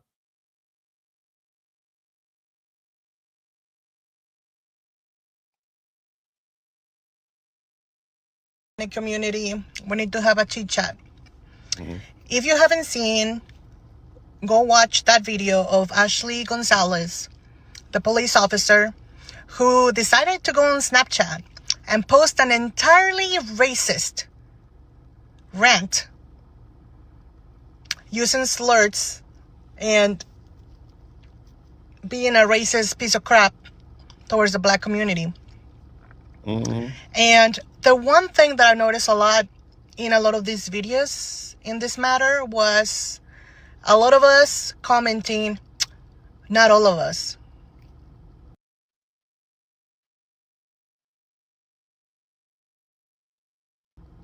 Like, oh my God, this is horrible, racist, but it's not all of us. But let's be honest, it's quite enough of us. And we see it. You hear what I she's understand that a lot of us have the mindset of like, it's not us, and it's not us, it's the majority, but enough of us do have that mindset. Let's not forget the Latino community in itself has a lot of colorism and racism within itself alone. And we don't call each other out enough. And we need to start. Now this is a Latino woman. Not me. This is a Latino woman calling out other Latinos for their internal racism directed towards other Latinos and also directed outwards. So she's saying, hey, yeah, you're saying I don't stand with Ashley Gonzalez, but there are many of you saying, yeah, this is representative of how we feel. And so let's put this in context. When you have white Latinos complaining about uh, uh, Kai Cenat and him not having enough white Latinos in the Streamer University entry class, right? How can you complain when you are racist towards black people? This is run by a black man. And whether he's Haitian or Trinidadian, he's still a black man. So you still harbor these same racial feelings and animosity towards him. So why would you want to be associated with someone who you have directed prejudice and bigotry towards? Just think about that. And why would he want you to be associated with him when you openly have stated on your stream you use the N-word, which is a telltale sign that you harbor these racial beliefs? Think about that. Let's keep letting this lady. I didn't say the word though. Instead of going like, damn, I am very worried for the victims, the black people that this woman has ever arrested, because she abused her power. There's no doubt in my mind that she probably arrested some people just because they were black. No doubt in her mind. And I appreciate the honesty. And pretty much most black people would say, yeah, that sounds about white to us. That sounds about right to us. It sounds like something that a cop would do. And it's just shocking that it is now coming the package of a Latina, which is something that, we just find outrageous. Listen to this, and we'll move on to another video afterwards. You guys make sure you subscribe if you haven't already. Blackness is absent in Latin America, but because a lot of Latin American countries built their national identities by pushing blackness away. Brazil and the DR are two really good examples of this. Different histories, different languages, but the same pattern. Both countries filter racial identity through a long list of labels that sit somewhere in between black and white. Mestizo, moreno, pardo, índio. With all these labels, the message ends up being that there's always a better label that's not black. And those ideas didn't come out of nowhere. In Brazil, after 300 years of slavery, the country promoted the idea that their racial mixing was proof that racism was not a problem anymore. Ironically, at the same time, Brazil also promoted whitening, encouraging European white immigration and promoting mixture as a way to dilute the country's blackness. In the DR, national identity was built around opposition to Haiti. So blackness was built around something over. What you gather from this statement is that this young lady is saying that in Latin countries, Latin American countries, racism is institutional and cultural. Okay. So it's not just, somebody using a racial epithet directing it towards you. They're saying, no, this is institutional. This is how the society is structured. And so when you have a situation like that, it's going to be very nearly impossible to find a Latin podcaster who's not subject to that cultural institutional brainwashing that they receive. Okay. Again, somebody type black fatigue. You have black fatigue, yet you want to be on this black man streamer university. I just want you to just picture that. Okay. You have black fatigue, but you want to watch black people. You want to watch them perform, and you want to watch them play football and basketball, and you want to participate in their events, but you want black fatigue. What does that say about you? Okay, what does it say about the people that you say you despise so much that you want them removed, but you still want to be around them? That's crazy to me. If I despise somebody, I don't want to be around them. If I have fatigue, I don't want to be around those people. So what does that say about you? It says a lot. It says I guess you're lying to yourself, you're delusional. Who knows? But it's weird. All the black people in the chat room type weird. Shout out to my man, the International Storm. It's very weird, and it's confusing to black people. Keep that same black fatigue energy when it comes to, Streamer University and any other event that we have going on, whether we're talking about black music or whatever. Keep that same energy. It's crazy. This is just insane to black people. We don't understand. Okay. I'm gonna let this gentleman cook, and we'll be back again in a minute.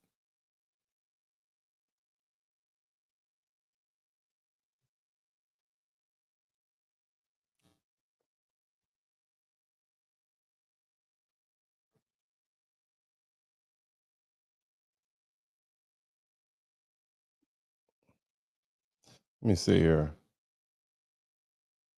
Let's see if I can get this to if you guys can hear this video, make sure you type #1 in the chat room.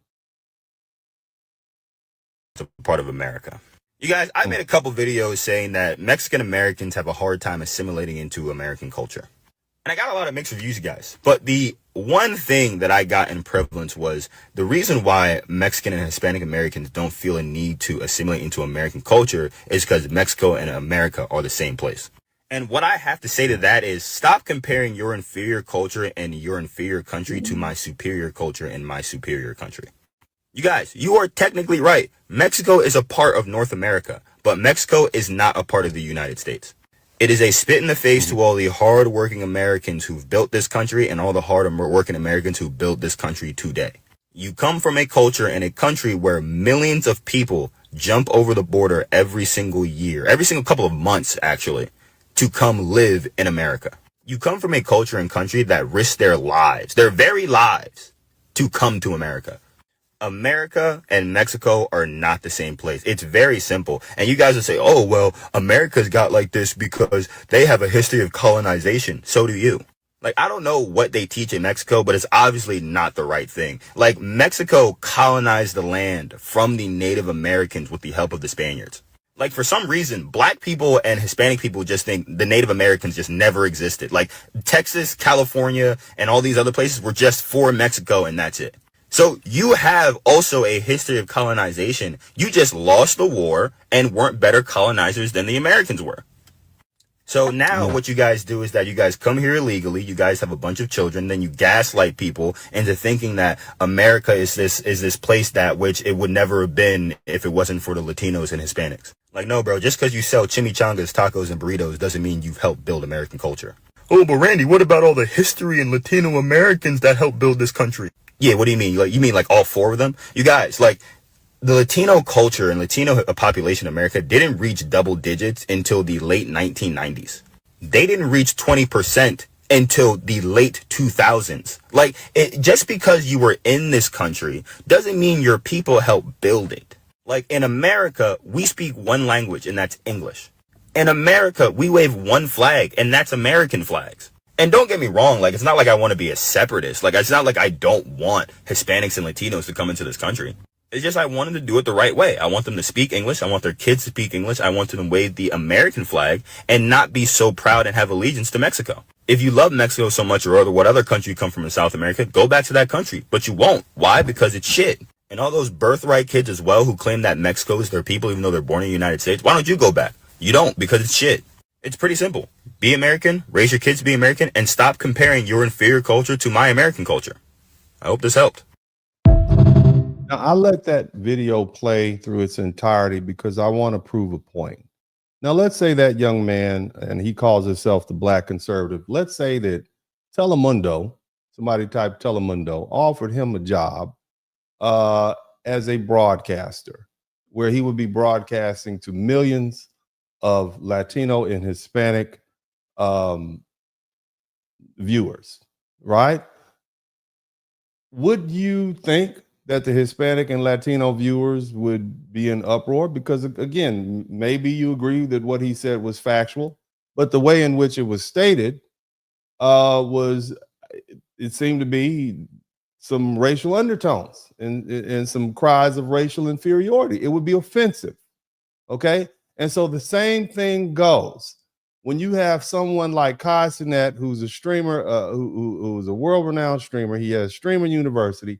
Why would he put his stamp of approval on a Latino or Hispanic content creator who repeatedly says things that are racist directed towards Black people, i.e. use of the N-word or degrading the Black community? Why would you think he would be so silly as to do that?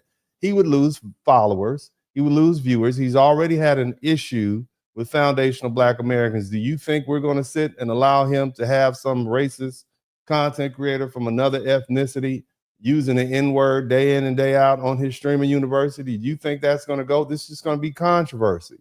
So again, by allowing this gentleman to speak, hopefully you understand where we're coming from. Okay, hopefully you understand how offensive it is, and even whatever you may think. Okay, of what the gentleman said. Shout out to Andrew G. Rucker. Maybe you may agree with what he said. Bottom line is, this content is offensive. Okay, now at least I try to give you some facts and data to back it up. Some people just say stuff to just make you feel bad. All right. I try to be fair and balanced. Somebody type fair and balanced in the chat room. And here's another thing you need to understand. White people don't even, it's just to me, okay? To me, okay? This is what white people think. I want you to listen to what the white people say about you, the ones you want to be up on. That's a red pill right there, that 99.9% of the population are retarded. It took you people 35 years to realize, oh, duh, black people are a problem. Oh, duh, black people are an issue. Black people commit crimes. In 35 years, when you same idiots realize that Mexicans... This little lady right here, she don't like black people either, okay? But I want you to hear what she said. And Hispanics are a problem too. This will be a majority brown country. Even more than it already is. It's practically a majority brown country as it is. The reason why I believe that Hispanics are more of a threat than black people is because I am going on the numbers. Black people are 14% of the population. They don't have that many children. They abort their children. They kill each other in gang violence, etc. And so that is a self-regulating problem. They will always remain around 20% of the around 14% of the population. Hispanics, on the other hand, millions of them are in this country. The numbers on the book say it's 20% of the population are Hispanic. I believe it's probably closer to 30 to 35%. That is just the ones that are just here. They are all having at least 4 children per family. They are not having the abortions the black people are having, and as mass deportations are off the table, more of them are going to be flooding into the country. So that means that is a problem. That is a population that is booming. The issue here is not about crime stats. The issue here is about ethnic... Now again, I want to point out, you all Latinos, especially white Latinos, you have all this racial animosity that you direct towards black people. Okay, but listen to what this lady is saying. Listen to what this lady is saying. This lady is saying you all are a problem. You know, she's basically saying you're over there having a fortune. This is what you're dealing with. But you have all this smoke directed towards black people. So much so that you got to use the N-word on every string. I just want you to think about the rationale in that. And this is not the only white lady who says these things. And I find it intriguing. Okay, I find it quite intriguing. Here's some more of white people saying, are you more proud to be Mexican or more proud to be American? Mexican. If you're more proud to be Mexican than you are to be American, why don't you live there? Because you make money over here. Right, but wouldn't you be more proud to be Mexican if you could make more money in your own country? Actually, half of the majority of the people that actually come over here from there work and get their money to go build stuff over there and get their own property here. So, but why don't they just do it there though? If you guys are proud, it's hard. Every time. So, you got white folk that want you to go home. And look, I don't know what people are thinking in the chat room. All I'm trying to figure out is, why is it that you have so many Latinos who are insistent upon being racist towards black people, okay, but they have literally no smoke for anybody else? Okay, let's listen to this. Others are just bad. They go bad. Something wrong. There's something wrong there. This The genetics are not. This is what the president of the United States is saying. Okay, A lot of them were let in here. They shouldn't have been let in. Others are just bad. They go bad. Something wrong. There's something wrong there. The genetics are not exactly. They're not exactly your genetic. It's one of those. You understand what I'm saying? This is what the president of the United States is saying, and yet you have all this smoke for black people. Explain that to me. You understand what I'm saying? Look, Latinos, live, let live. You have a right to free speech, but my goodness, right? There should be some consequences, and I think that's what you're dealing with. There's got to be some consequences. If you don't look like me, but you think because you're not black, it's not going to happen to you, it's going to happen to you. And the irony is your proximity to whiteness is never going to save you, and the call is always going to come from inside the house. Let's not forget that just a week and a half ago, they found a 19-year-old Latino boy hanging outside of a police department in Washington, D.C. We will never like you. We will never accept you. We will use you. We will abuse you. And then we will toss you aside. This is what this white lady is saying. But you don't have any smoke for her. You don't hear black people saying things like that. Okay, yet we have to be the N-word on every stream. You need to understand something. Black people and white people in the United States have one thing in common. Okay, we are Americans. Okay, that's what you need to understand. And we've been here in this country for about 300-400 years, and many of you are just introducing yourself to the American culture and the American population. So you have no idea. Black people and white people have been living alongside each other, warring with each other and warring against others, playing football, baseball, basketball, interbreeding with each other, fighting with each other. Between the riots and the sex and the baby making, we're still here, and we're still two separate people. Between stealing from each other's culture, they stole the blues, we stole the NBA. You understand what I'm saying? They stole jazz, we stole the NFL. All right. And that's the thing that outsiders don't understand. Black and I don't want to go too deep into this because I don't want to get off this conversation. But what many white people will tell you is that this is a black and white country. Some may go so far as say, hey, this is part of the Anglosphere, which includes places like Australia and the UK, etc. Canada, America is one of those places. All right. In other words, they will tell you this is a white country. But you know who they always have to make room for? Foundational Black Americans. Okay.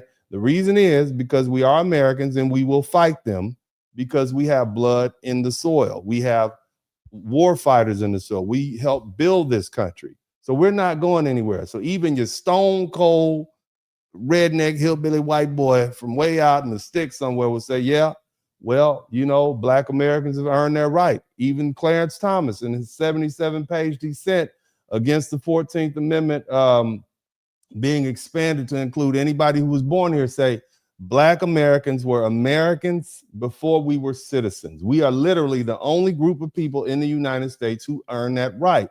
And I say all that to say that this will always be a black and white conversation in this country. It is always going to be a black and white conversation.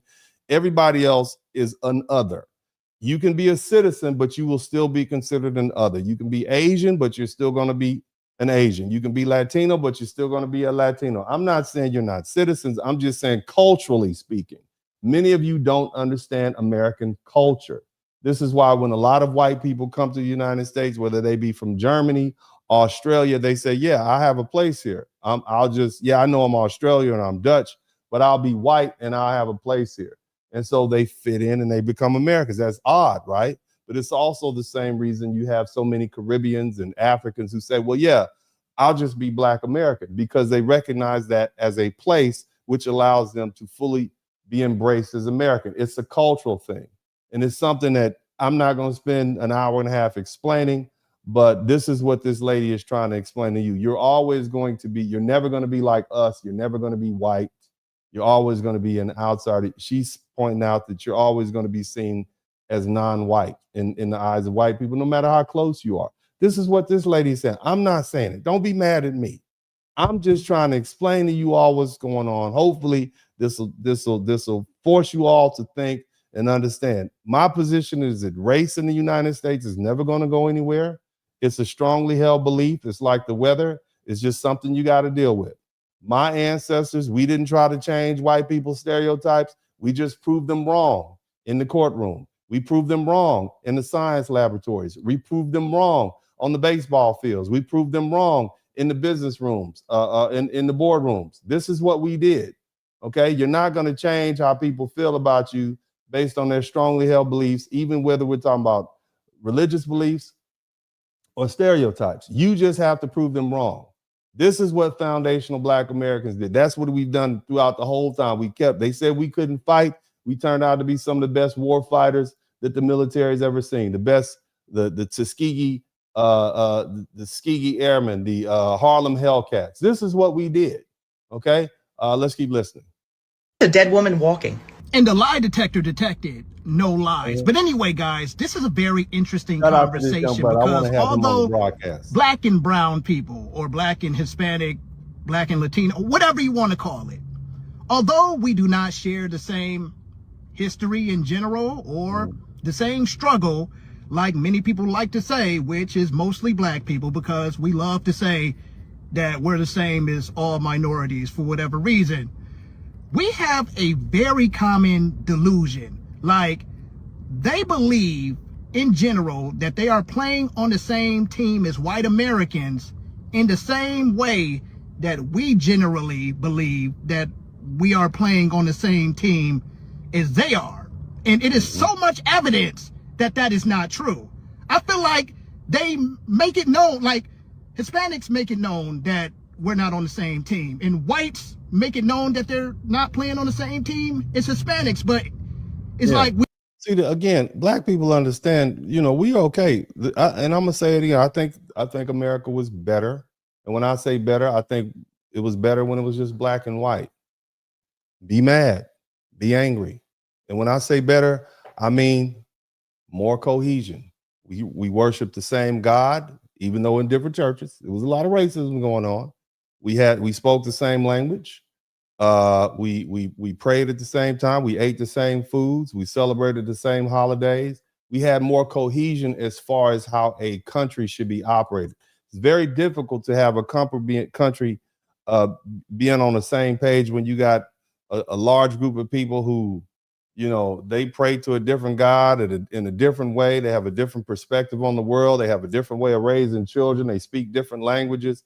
It's hard to have a country unified like that. Yeah, you can come together on some issues, but those very hard, stern cultural issues that require a country to be able to come together so they can get through narrow times, you know, very difficult. You know, would we be able to fight World War II with this level of diversity, quote unquote, that we have in the country? I don't know. How you wouldn't be able to get that many people from all these different ethnic groups and religions to go and fight and die and free the civilized world from the atrocity of what you know, what was going on during World War II. You wouldn't be able to get that many. You know, the Italians fell in, the Irish fell in, black people fell in, American boys, black, white, or whatever, signed up to go fight a war for the betterment of the United States, for freedom. I don't think you could get that in 2026. Would the Hindus go? Would the Muslims go? I don't know. Would they go? I'm not sure. Of course, we've always had patriotic Hispanics and Mexicans. Shout out to them. But, you know, I'm just saying this country was more cohesive when it was a black and white country up until 1965, when we started letting immigrants come in. And they have different belief systems. You could be mad at me if you want to. I'm just pointing out to me what is pretty obvious. I don't think anybody with any good sense would disagree with what I'm saying. Now, we've seen a lot of videos, and I want to begin to talk to you all about something. Now, I said something earlier. This whole kerfuffle started because a young man, Kai Cenat, who is from Trinidad and Haiti, okay, by his parentage, born in New York. Latinos got mad because they're, you know, out of 120 some odd Streamer University inductees for 2026, they said it wasn't enough Latinos. Now, I find that ironic, okay, because the truth is Kai Cenat is Latino. All right, he's Latino because he's Haitian and Trinidadian. You're like, what? What are you talking about, Dennis?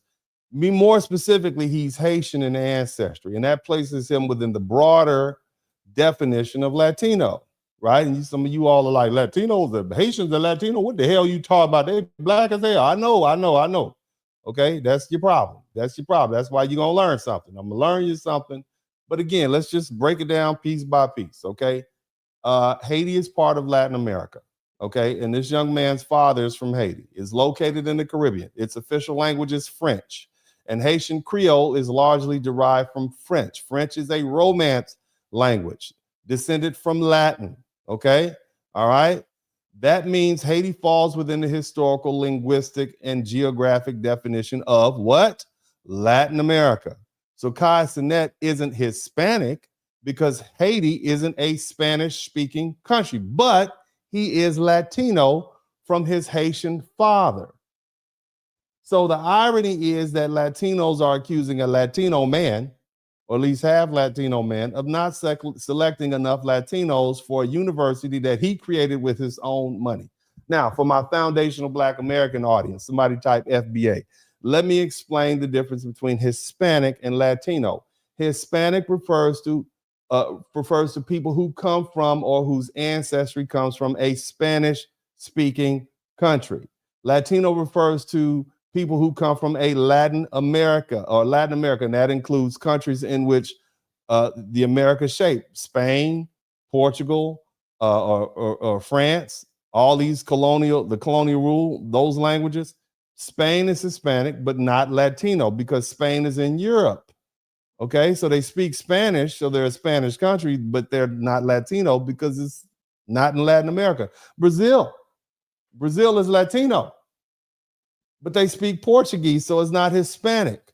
Okay, Haiti is Latino, but not Hispanic because they're in Latin America, but they speak French, and all of those are Latin language, or should I say, the mother tone, that Haitian Creole mother tone is French, okay, rather than Spanish. So neither Hispanic nor Latino is a race. Latino can be Black. It can be white, it can be indigenous, it can be Asian, it can be mixed or anything else. And these labels describe geography and language and colonial history, not solely skin color.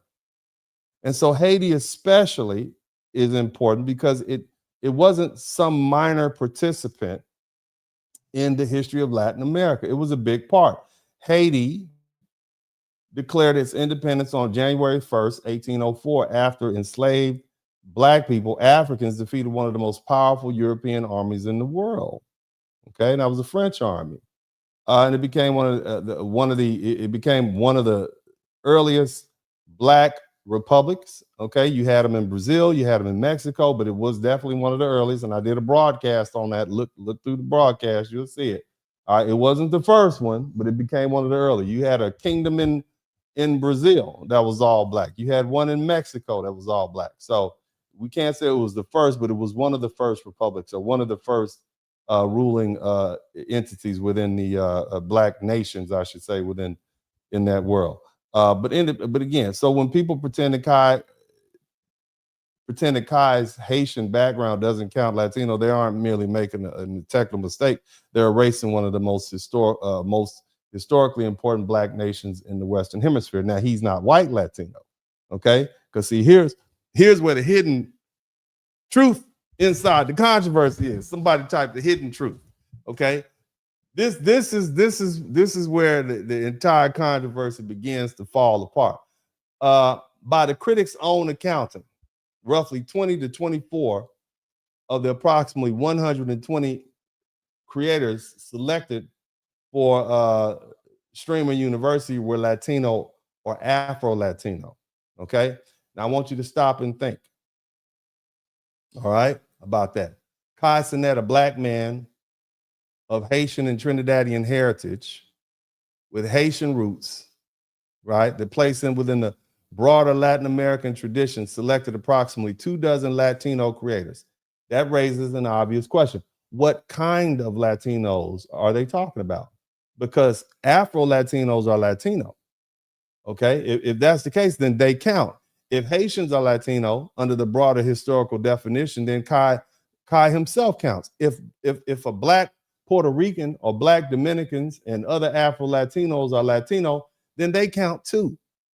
But see, this controversy is telling you, it suggests that for some critics, okay, those Latinos somehow don't satisfy the quota.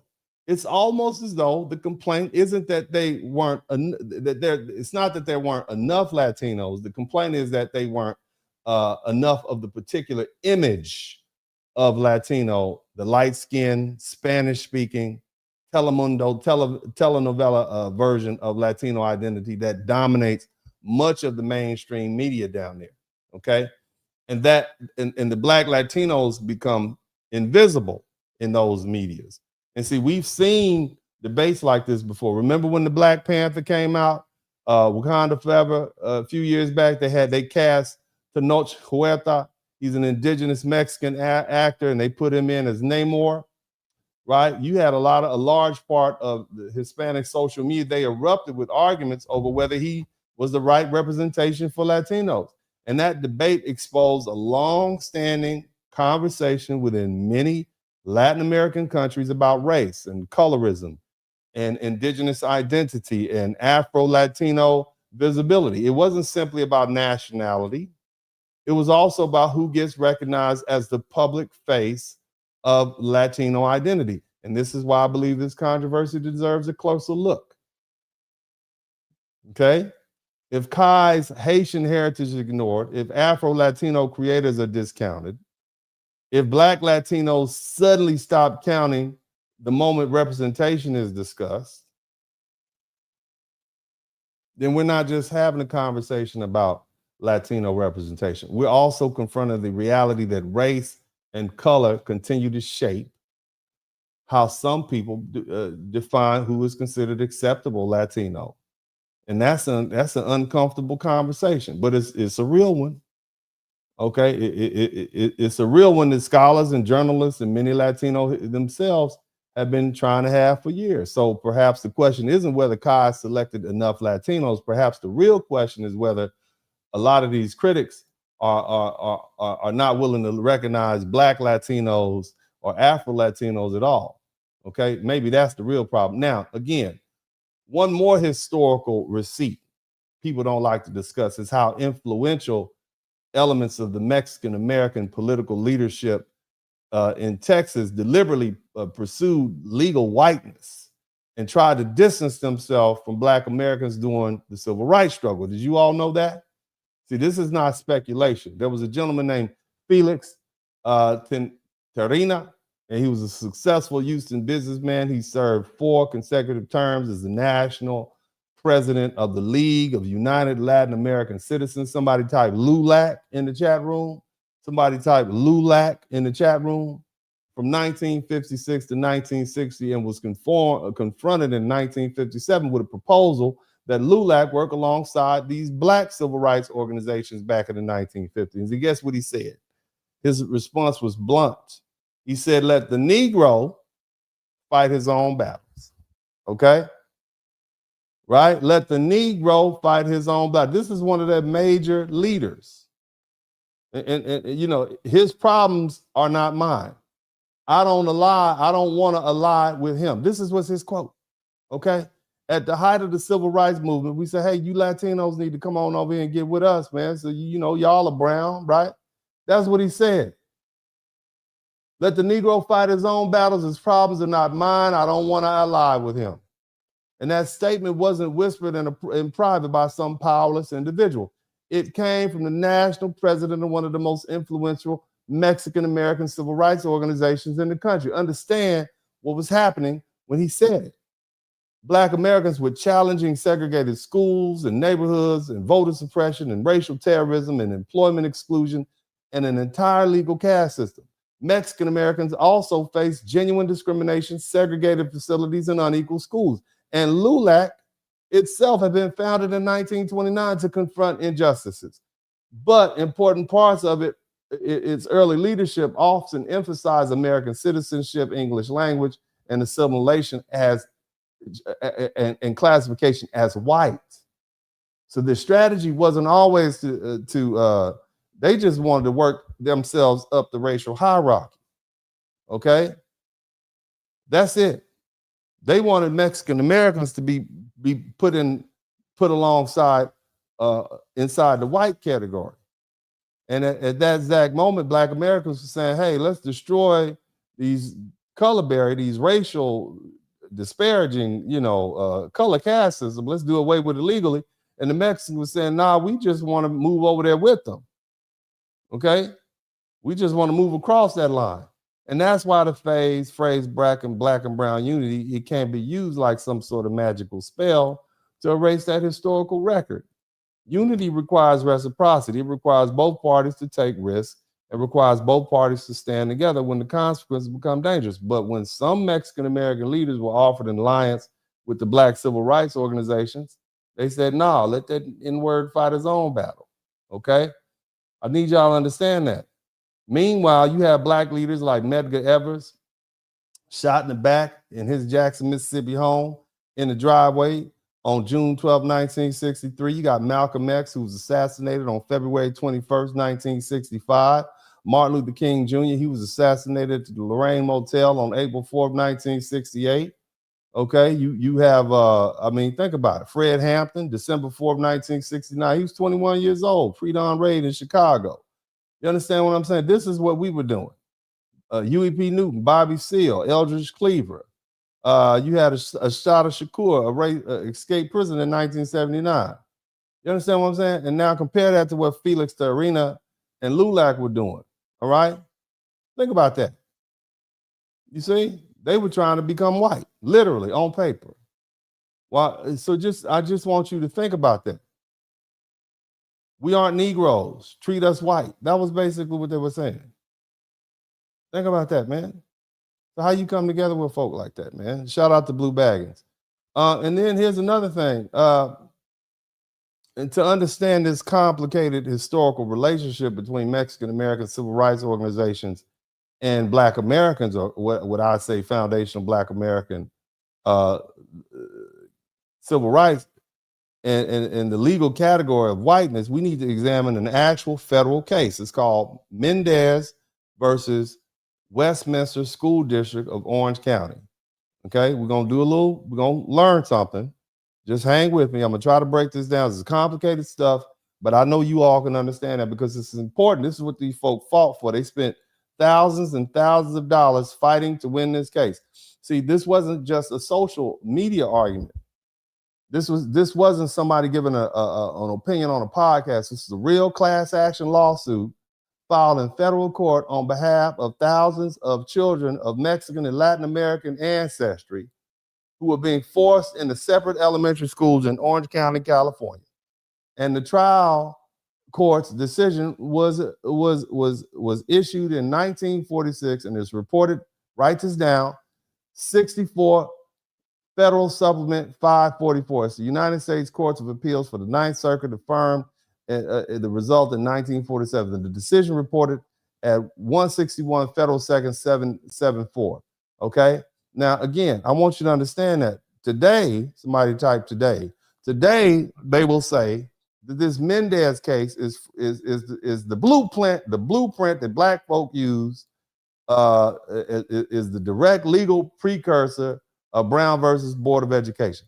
But when you stop repeating that popular story, okay, because I've heard them say that, when you actually read the case and understand the context, that description falls apart. Mendez was unquestionably important. It helped Mexican-American children escape an inferior and humiliating school system. It exposed arbitrary racial discrimination masquerading as language instruction. But the plaintiffs didn't win because the federal courts declared that all racial segregation was unconstitutional. They won because California law hadn't authorized school districts to segregate Mexican children in the first place, okay? That distinction is at the heart of this case. The controversy began in 1944 in Soledad, when Soledad Vendoria, I'm a butcher the name, Veduari, he attempted to enroll, she tried to enroll her children and the children of her brother, Gonzalo Mendez. I want you to think about that. She's got her children and her brother's children, okay? And she wanted to put them into the local Westminster Elementary School. This is 1944. This is segregation. Somebody type Jim Crow in the chat room. Now, her kids were lighter skinned, okay? They had what is called a Basque surname, okay? The Basque surname, for you all who don't know, you all know where Spain is, right? And there's a little bit of land, I would say it abuts France, etc. That's the Basque area, okay? Basque, Okay, she had a Basque surname, not a Spanish, but Basque. But Mendez's children, okay, her brother, right? Sylvia and Gonzalo Jr. and Geronimo, these three kids, they were rejected from the same school that their cousins were going to. So her kids, Auntie tried to enroll us in school today, right? And they said, no, you can't bring them. Send them to the Mexican school. I want you to think about that. This is ugly, but it's revealing. These children were cousins. They came from the same extended family, yet one set of children was considered light enough, all right, and European looking enough to enter into the regular school, the white school. While the dark-skinned children, the black kids, the little black Mexican children, were said, no, you got to go to another school. These are cousins, same family. See, the school district wasn't simply evaluating language and ability. It was looking at appearance and complexion and ancestry and surname. In plain English, some of those children look close enough to be white to be accepted, and we're going to put you in with these little white kids. And the others looked too black. They were black, okay? They were dark, black, like Mexicans look when you go to Mexico, okay? Not all, but there's different kinds of Mexicans. So they were too black, all right? And the school districts, they tried to say, well, the Mexican children require separate instruction because they couldn't speak English well enough and to succeed in regular schools. But the evidence showed that the classification process was inconsistent because you had some light-skinned Latino children that didn't speak any English, but you let them in. And then you had the dark-skinned Mexican children that speak great English, but you let the light skin in, but you didn't let the dark skin in, and the dark ones speak better than English in some cases.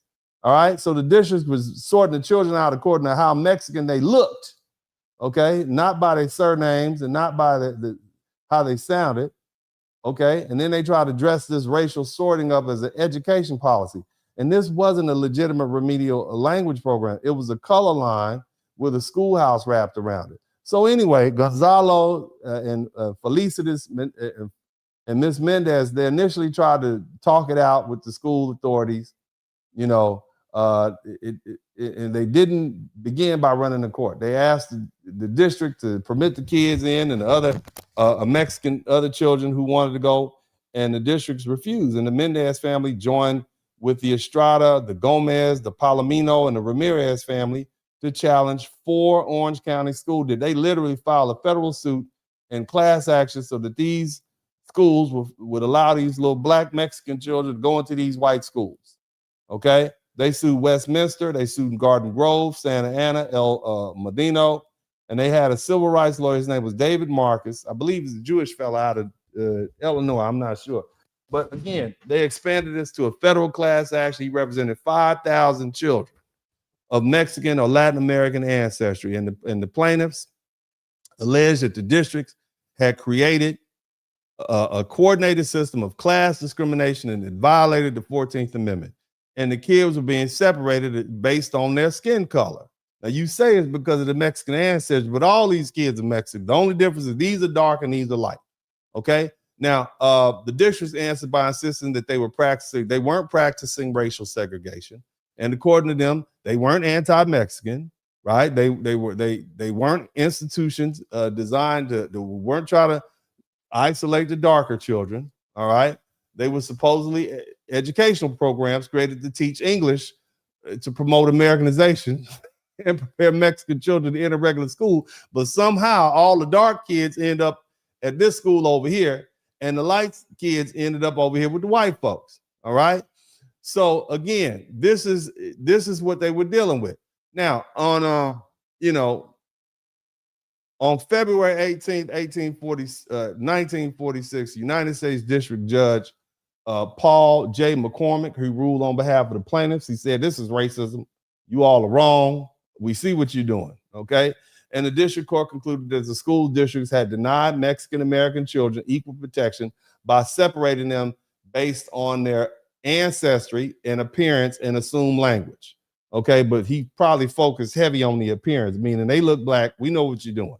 Because when I look at all these pictures of these kids, all the ones that got sent over here were black, and the ones you kept were white. Now, Judge McCormick also rejected the idea that forced segregation was educationally beneficial. he concluded that Mexican American children were more likely to learn English through meaningful interaction with English-speaking classmates. In other words, you telling me that if I put these Mexican kids over here with all these other Mexican kids, they're going to learn English faster? That doesn't make sense. If I put them over here with these other kids who speak English, they'll learn English faster. That don't make sense to me, right? And so he prohibited the districts from continuing to, he prohibited the practice, okay? And California law at the time expressly authorized separate schools for certain groups, black and white per se, all right? But there was no separate group for Mexican kids. Okay, there was separate groups from Native American children that identified as okay. So under the existing statute, districts could segregate some Native American children and children who identified themselves as Chinese, or Japanese, or Mongolian. But California didn't pass a law authorizing districts to create separate schools for Mexican kids. So they didn't have a place for the Mexican kids. So if either you're going to the white school or not. So what you're doing is illegal because you're sending them to a Mexican school, and we haven't even made a rule. You shouldn't even have a Mexican school. Okay, so Mexican Americans were generally classified by law as white. That was just the fallback. You don't have we just gonna put them in with the white. They light enough, we'll put them there. Otherwise, we're gonna put them somewhere. We'll create a Mexican school, even though it's against the law, because we don't want these dark Mexicans here with our white kids. But what that meant was that the Orange County districts had created a system of segregation. They had created basically a default school for Mexicans, which was illegal. Okay, all right, they shouldn't have even done that in the first place. But again, the court didn't say no government may ever separate children by race. You understand? Because they had at the time children separated by race. So this is not like Brown versus the Board of Education. Board of Education said separate is inherently but unequal. Separate but equal is inherently unequal. But this case said, no, we can keep the separation, but because you don't have a school for Mexicans, you got to let these Mexican kids, black, light skin, whatever, you got to let them in the white school. That's what it said. So this is not the precursor to Brown versus Board of Education. And in that regard, the Mexican people won because they wanted their children to be around the white people. You understand what I'm saying? Does that make sense? All right, okay. Is that, you see how that's not Brown versus Board of Education? But see, the other thing is, the case also reflects a tension that appears repeatedly in Mexican American civil rights history. Do you fight to dismantle the racial classification system? Or do you fight to prove that your group belongs inside the white group or the protected white category? Those are not the same struggles. That's not our struggle. Okay. Nevertheless, the school district appeared, they appealed, and on April 14, 1947, mind you, we talking about this is the height of the Civil War. This is the height of World War II, and this is what the Mexicans are fighting for. We got a whole war going on, and they in the Ninth Circuit trying to fight to be white. This is how much it meant to them. And the appellate court agreed that the challenge segregation couldn't stand. Okay, so they agreed with the district court judge, but the Ninth Circuit deliberately avoided deciding whether Plessy versus Ferguson, you know, our old friend, the broader doctrine of separate but equal, was unconstitutional. So they still left the separate but equal intact. We're going to keep it separate. We ain't ready to put these blacks and these, we don't want to do that, okay? But the court didn't overthrow the constitutional foundation of racial segregation. It emphasized that California hadn't authorized local school districts to segregate Mexicans, children, and those districts couldn't simply invent the authority to do so because you don't want these brown, dark Mexicans over here with you. You're going to have to put these little brown, black Mexicans in there with the other Mexicans who are white. And all the white kids and the brown Mexicans will be together. But last thing we want to do is say that this separate but equal, not cool, because we got a whole bunch of black folk everywhere that will capitalize on that, okay? So Mendez v. Westminster never went to the United States Supreme Court. The Supreme Court didn't issue an opinion on that case. The Supreme Court didn't affirm the Mendez family's victory. The Supreme Court didn't overrule Plessy versus Ferguson, which says separate but equal. Okay, there was no nationwide constitutional decision. The nationwide transformation didn't occur until black folk and Thurgood Marshall on May 17, 1954, went to the Supreme Court and they decided Brown versus the Board of Education and declared that separate educational facilities were inherently unequal. And that's the difference between Mendez and Brown. It wasn't merely you understand what I'm saying? It wasn't just 7 years apart. It was a difference in a constitutional ambition. Mendez and LULAC and these Latino civil rights folk asked California school districts that, hey, you know, you got our Mexican children separated. They're cousins. Even though some are black and some are brown, they're all Mexicans, and you don't have a school set up for Mexicans, so they have to be with the white people. You see? And because you don't have a law saying that you have a separate Mexican school like you do the Mongolian children or the Chinese children or the Japanese children, you have to let them in. So they didn't change any law. They just capitalized on the nuance in the law. They capitalized on the technicality so that all the Mexican kids could go to the white school. So they fought to be with the white folk. You understand? Brown versus the Board of Education asked whether the state could constitutionally segregate children of any race. You see, we said this is racism, it's wrong across. We don't want to capitalize on racism. We don't want you to set up an all-black school. It is inherently unequal to separate children. That's racism. That's what the 14th Amendment said. Brown attacked the constitutional legitimacy of racial separation itself. Mendez didn't do that. The NAACP understood the difference. Thurgood Marshall and Robert L. Carter participated in the appellate stage through an amicus brief when he wrote to the Ninth Circuit trying to push the issue of, hey, you know what, I get what you're trying to do, but this whole thing is racist in the first place. That's what our lawyers did. Howard educated Thurgood Marshall School of Law, or Howard educated lawyer Thurgood Marshall. What they were trying to do was attempt to push the Ninth Circuit toward a much broader principle. Segregation itself inflicted constitutional injury, regardless of whether the government claimed the separate facilities were equal, because we know it's not equal. All right? But the Ninth Circuit refused to go that far. And Robert Carter later described that decision as legally regressive. He said that was horrible because its logic suggested that segregation should stay in place. It could be valid. Whenever state law expressly authorized it, that's all you needed. They just didn't do it. Hint, hint, California Congress, Congressional, why don't y'all just say make a Mexican school, then come back in a year or two? But we didn't give them a chance to do that. Okay? The court invalidated the Mexican schools without invalidating the legal doctrine of separate but equal that allows states to continue segregating black children. And basically, the court opened the door for Mexican children while leaving black children standing outside. So now the Mexican children can go to the rich white school, but the black children can't. You see what I'm saying? So they left us hanging. Somebody type black and brown in the chat room. Are you learning something? They don't even talk about this in law school, not in this detail. Okay? But see, that also explains why the NAACP didn't make Mendez a central precedent in the Brown versus the Board of Education. The cases had similarities, both involved children harmed by separate schools, both involved educational evidence, both demonstrated that isolation damaged learning and citizenship.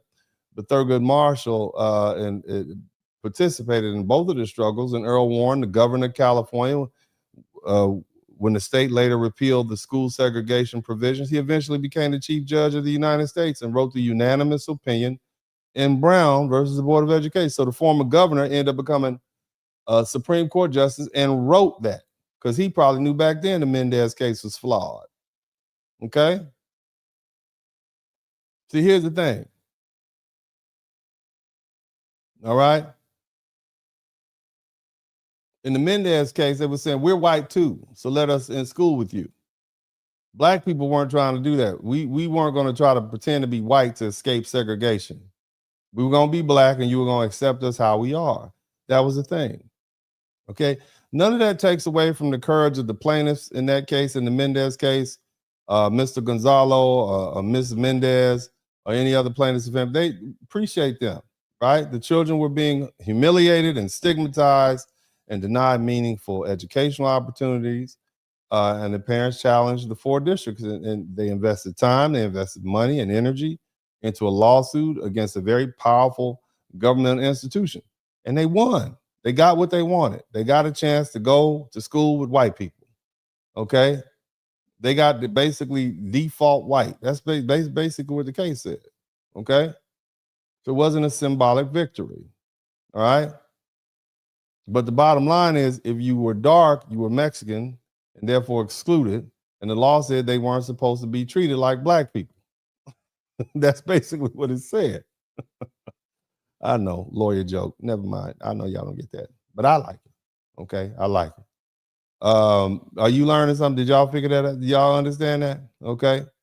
So in summary on that, the courthouse door opened for Mexican Americans partly because the legal system could still call them white, and foundational Black Americans had to force the country to tear the entire door down off its hinges. Now, I mentioned something earlier,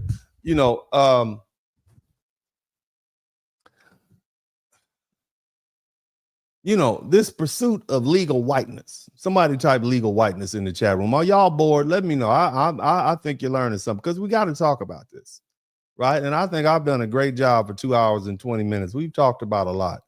But, and I hope you appreciate the time and energy I put in this to kind of help you put in some historical context, because this is a country of laws, not men or feelings or emotions, okay? And so we have to understand the history of the law. Now, I talked about Operation Wetback. Somebody type Operation Wetback in the chat room.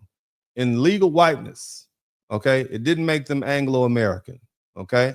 The pursuit of legal whiteness never truly protected Mexican Americans or any Latinos from being racialized or exploited or detained or expelled whenever the United States decided their labor was no longer politically convenient. And, that is the central lesson of the federal immigration campaign, officially known as Operation Wetback. It was a government program whose very name used a degrading slur against Mexican people. And the operation was formally launched in June 1954 under President Dwight D. Eisenhower, Attorney General Herbert Brownell, and Immigration and Naturalization Service Commissioner Joseph May Swing, a retired Army lieutenant and general. This is after World War II. This is when we no longer, the boys are back from overseas. We don't need all this labor that we used to help in the war effort. Things are going great for the average American. All right, we're going to get rid of these Latinos. That's what we used them and got rid of them. Okay. All right. Again, it used military style. This is what they did to these folks. It used military style planning, mobile task force. They had roadblocks. They had workplace raids. Hint, hint. They had bus raids, airplane raids, train raids. They had detention centers. They put them in cargo ships. They remove people. They presume were documented, a Mexican national. Sound familiar? Huh? And understand something, from the beginning, Operation Wetback did not emerge out of nowhere. It was part of a larger and deeply cynical labor system.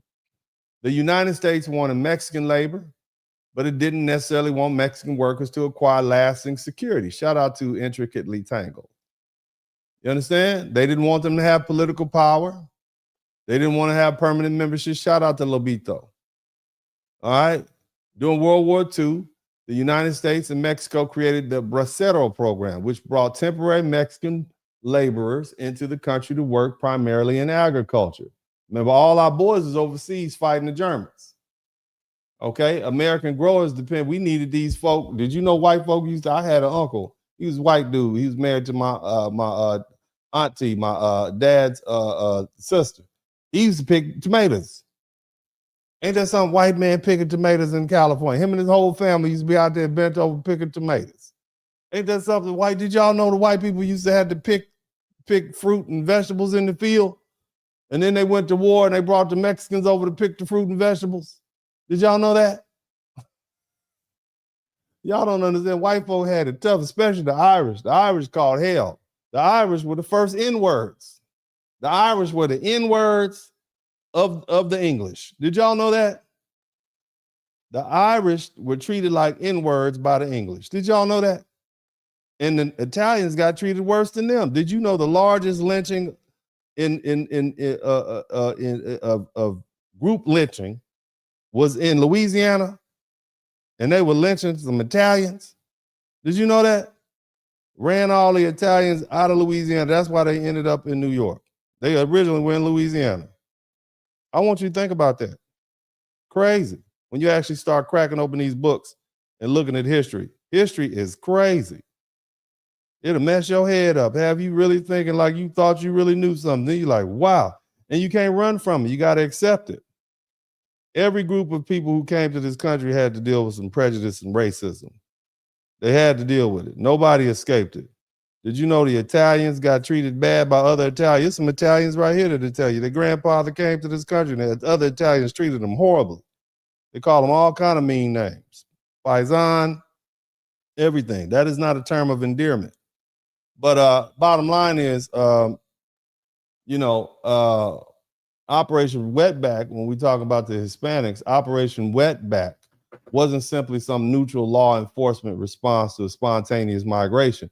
American agriculture interests have spent years creating this enormous demand for low-cost Mexican workers, and the employers benefited from the workers whose status made them vulnerable, while the government officials tolerated or facilitated the government or labor when the crops needed to be harvested. And we needed them, so we tolerated them, okay? And the Mexican worker, somebody, you know who Julio Cesar Chavez is? You know who that guy is? But anyway, he was one of those rights workers. But anyway, they concentrated, they would go down and sweep places in California, Arizona.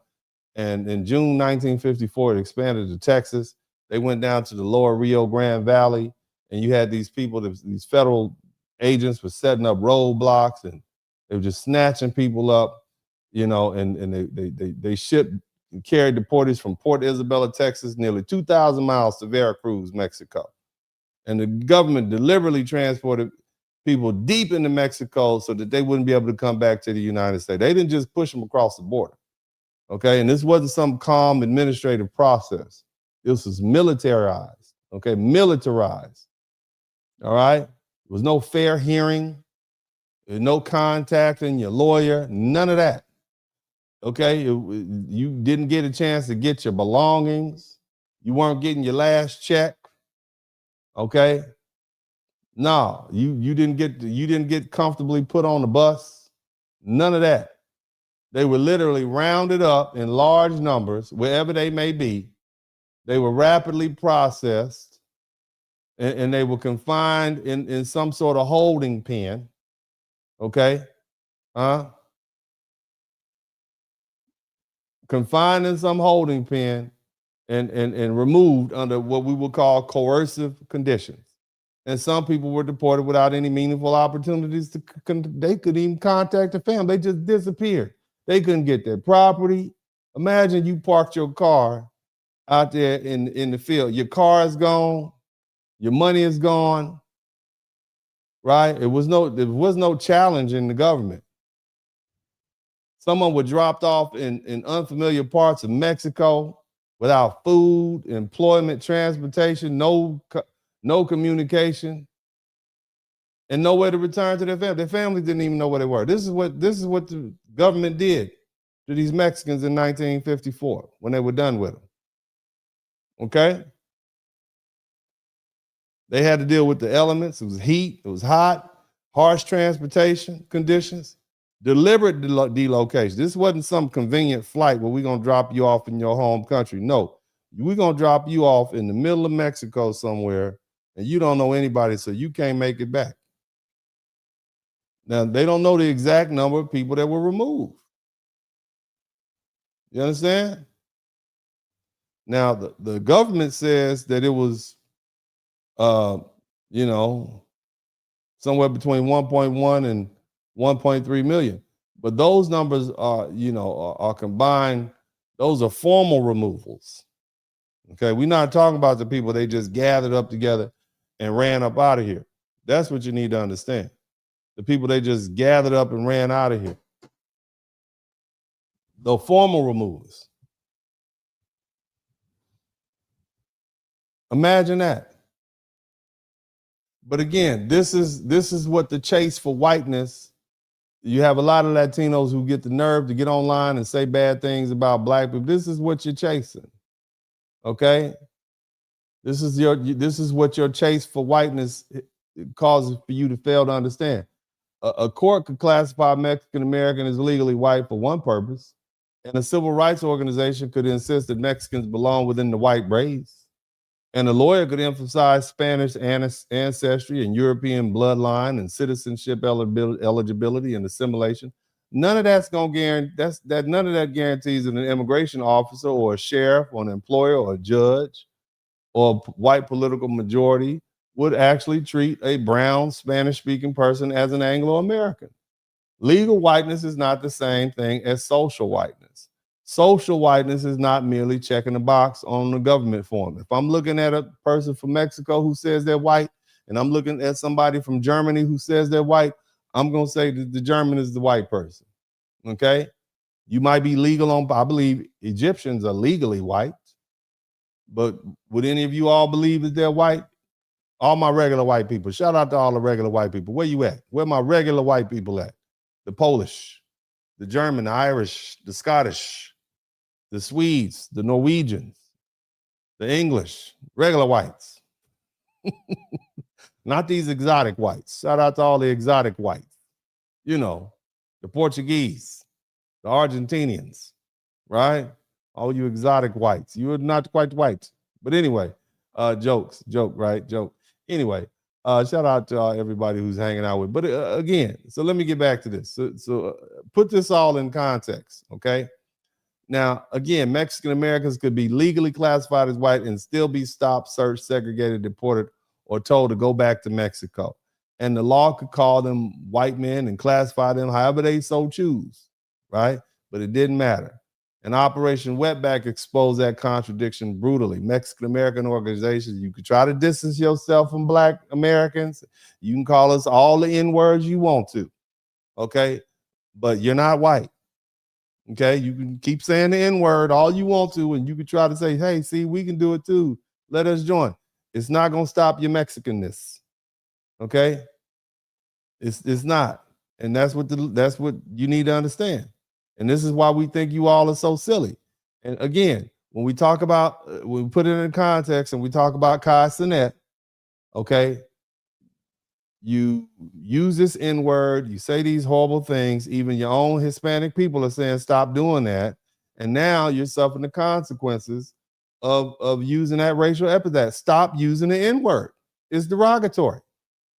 Don't do it because we're the only friend you could possibly have. Okay? Think about that. I need you all to understand, foundational Black Americans occupy a fundamentally different historical position. We did not immigrate to the United States as voluntary population asking to enter an already completed nation. Our ancestors were here before the Constitution. We were here before the federal government existed. And before the states entered the Union, we were here. Before the country legally recognized us as citizens, we were Americans. We cleared the land. We cultivated the crops. We built the industries. We generated wealth. We did the war fighting. We created institutions and transformed the constitutional meaning of citizenship while being denied citizenship ourselves. Whether we're talking about the Supreme Court case that denied that denial explicitly in Dred Scott v. Sanford, March 6, 1857, 3 years before the Civil War, the court declared that Black people, whether we were enslaved or free, mind you, Black people had been free for 400 years, owning land since 1492. We were doing our thing, ran for government. We literally helped found this country, okay? But we couldn't be citizens. Think about that. So for 3 years, well, actually from 3 years until after they came up with the 14th Amendment, that time period, we weren't citizens. We were Americans and not citizens.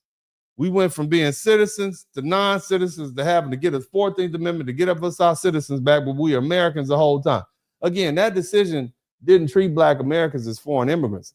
It did something even more vicious. It treated a population deeply rooted in the country as a permanently excluded class from the political community that helped build it, okay? It took the Civil War and the destruction of slavery and the Civil Rights Act of 1866 and the 14th Amendment to overturn that legal order by the Supreme Court. You understand? And it was the 14th Amendment ratified in 1868 that declared all persons born are naturalized in the United States and subject to the jurisdiction thereof as United States citizens. And that was what overran it directly repudiated the Dred Scott case. Okay, and here's what I need you to understand. Okay, foundational Black Americans, again, I'm gonna say it again, we were Americans before we were legally recognized as citizens. We were already part of the country's population. Okay, we were integral to the economy.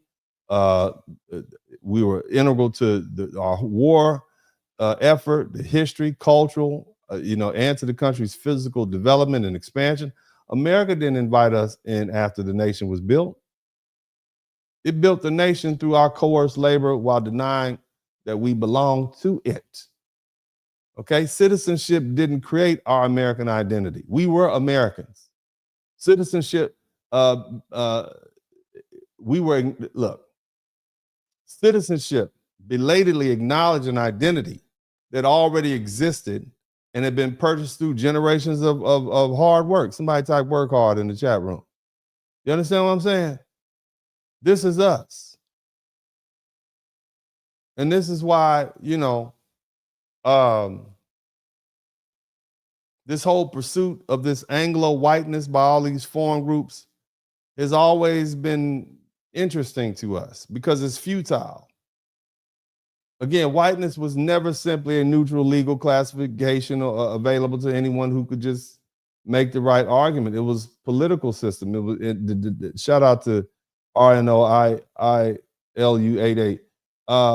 It was decided, it was a system that decided who would be presumed American and who would remain conditional no matter what. And Mexican Americans could be called white in court all you want, but you're never going to achieve that whiteness, not culture. This is a social thing I'm talking about. Legally, you might be, but so do y'all understand the difference with what I'm saying? I know this is hard. It's hard to pick this up in 2.5 hours, but I'm trying to get it to you. Okay, I'm trying to help you understand, and no matter what these people say, all the N-words, all that is never going to work. Okay? Bottom line is when you have segments of Latino American leadership, and you hear them talk about, this, that, and the other, and they try to distance themselves from Black people, it never works. It always comes back to hit them in the face, which is what you see happening right now. You got Cenat who's saying, you know what? I can't piss these foundational Black Americans off, so we can't have any Latinos who use the N-word on the internet. And we've searched and searched, but the only ones we can find are these 2 white Latinos and 20 Black Afro-Latinos. This is the consequences. Okay? Now, there's another one I want to talk about, which is even worse. It's even worse than Operation Wetback. Okay? They still try to bury it today. You guys know who the Texas Rangers are? Somebody type Texas Rangers in the chat. Do y'all know who the Texas Rangers are? Eh? Do you know who the Texas Rangers are? Listen to this.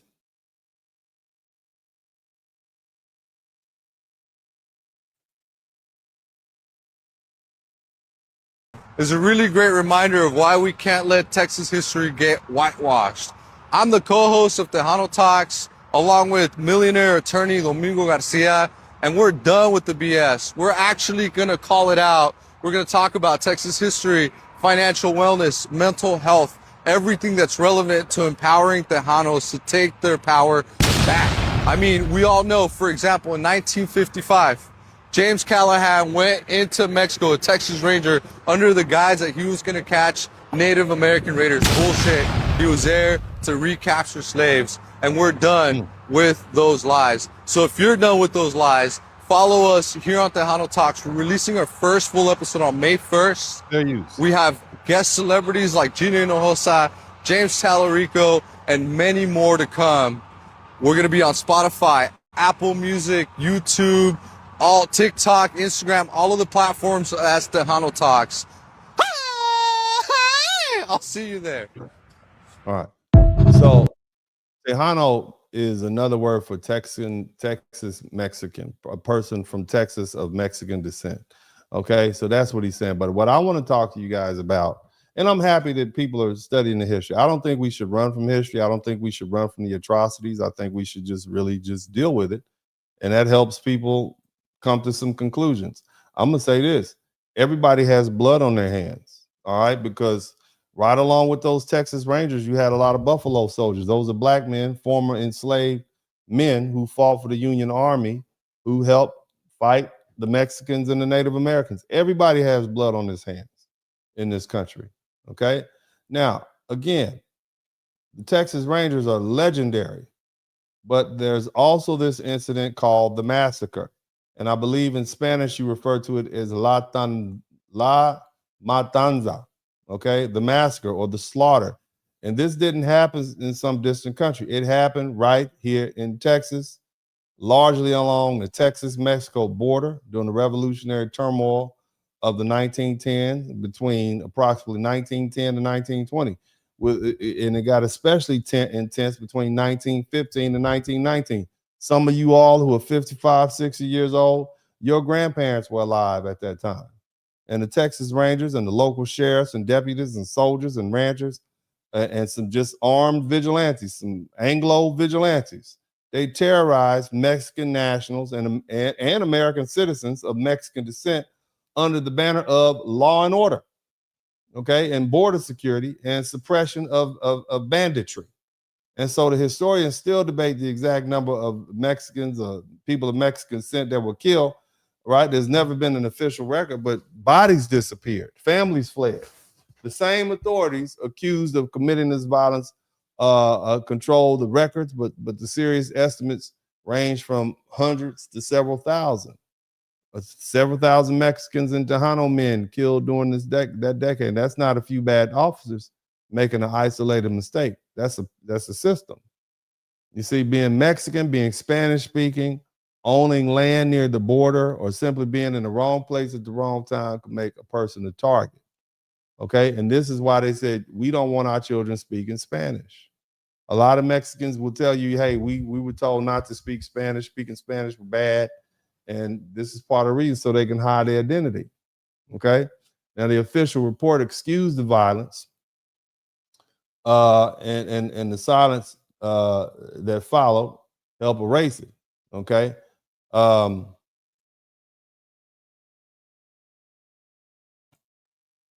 And now the political and see, here's the thing. I want to put this in context, okay? The Mexican Revolution began in 1910 and it produced instability and armed conflict and migration and smuggling and these sort of things. All right. In 1915, the so-called Plan of San Diego called for the uprising against Angelo. The bottom line is, you know, you had these white folk, okay, and you know well, let me say it like this: in 1915, the so-called Plan of San Diego called for an uprising against the white-controlled portions of the American Southwest, and you had a bunch of armed raiders. They carried it out, and did some attacks on South Texas, and people got killed. Property was destroyed, and that's all they needed. Okay. So those events were real, but the law enforcement is supposed to identify the guilty. It's not supposed to just go punish the whole ethnic group. You understand? And so again, that's justice. That's not how you're not supposed to just go take it out on a whole bunch of people. Instead of carefully distinguishing between the armed raiders and the innocent residents, you had these Texas Rangers and vigilantes just responded. And they just did a collective punishment. Mexican men were arrested. People were unalived. People were disappeared, taken into isolated areas. They were killed. This is the mass. This is what they did. You understand what I'm saying? I want you to understand that. One of the clearest examples was the killing of Jesus Bazan and Antonio Longoria in September 1915. He was a Bazan. Bazan was a landowner and Longoria was his son-in-law. And they were traveling near their homes in Hidalgo County when the Texas Rangers shot them without warning. They just popped them, okay? And their bodies were left exposed beside the road and discovered by relatives days later. No trial. This is the police doing this. No conviction, no credible finding that either man had committed a crime or deserved death. They were just some landowners on their land. And the Rangers acted as investigators. They investigated themselves, right? They investigated themselves. They acted as prosecutors, as judges, as jurors, as execution. And the message sent to Mexican and Tejano families was unmistakable. Your life could be taken, and nobody in authority would require anybody to explain. Okay? So, again, this is what these folk are dealing with, right? And yet they have, I just want you, but we the N-words, though. I say we're the N-word. Black folks are the N-words. This is how you would treat it. Okay. Now for generations, we've known about this. We romanticize the Texas Rangers in movies and televisions, and many of them have served honorably. You have some famous black Texas Rangers, all right? But they experienced armed men arriving in the darkness. This is what the Mexicans, they're taking away their husbands and fathers and sons and brothers and leaving those men dead. 15 people were taken, 15 people were denied hearing, 15 people were denied trial, 15 people were executed. This is what we're dealing with, all right? Now, I think we've done enough work today. I want to take the opportunity to read these super chats, and then I'm gonna close this thing out, but I wanna make sure that I give you all something to go with, and I don't wanna burn y'all out. We're almost at the 3-hour mark, and I wanna go ahead and read some of these super chats to get these out the way. Shout out to everybody who has been here with me. Sharonda Sewell became a YouTube member. Thank you so much. I appreciate you. You did it 2 times. Omar of the 2156. Thank you so much for the super sticker. Let's see here. We got Black Sand 6368. If it's okay, say call your boss. Call your boss one. Okay, thank you so much. I appreciate you. Let me see. Hassan Irby, thank you so much. I appreciate you. Earmuffs, thank you so much for the super sticker.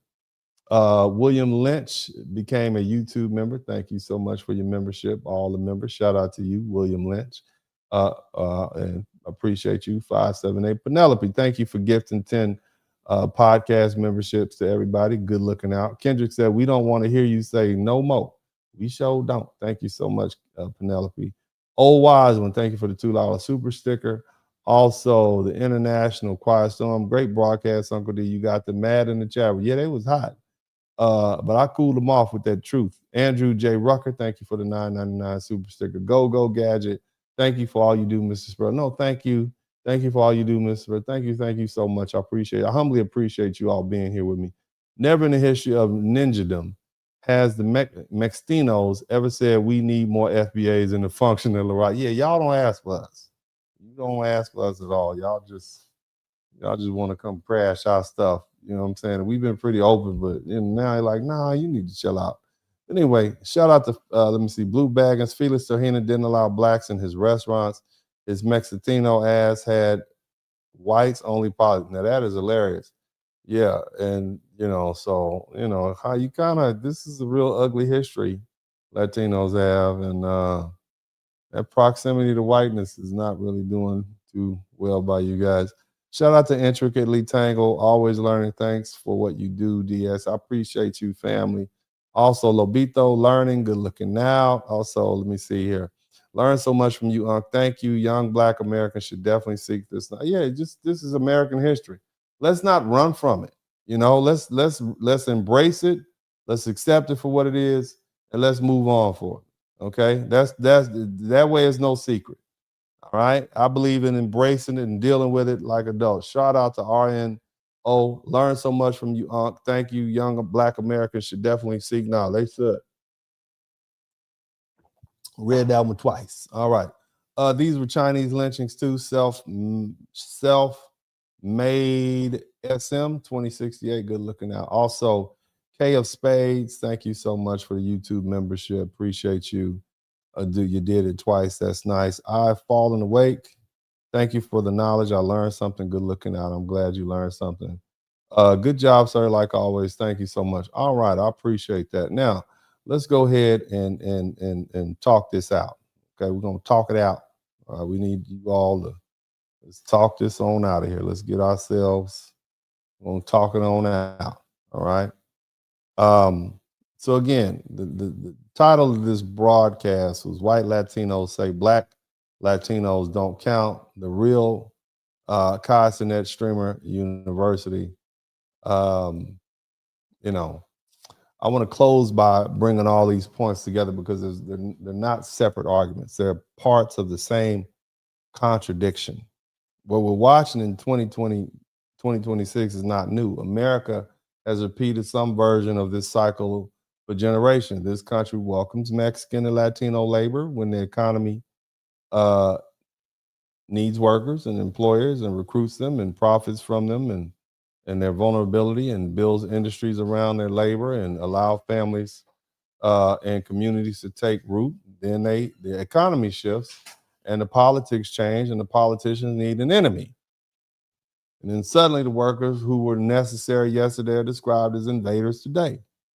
And we saw that during the Mexican reparations of the Great Depression, Operation Wetback in 1954, the expansion of enforcement through immigration reform and control in 1986, and far more aggressive deportation framework created in 1996.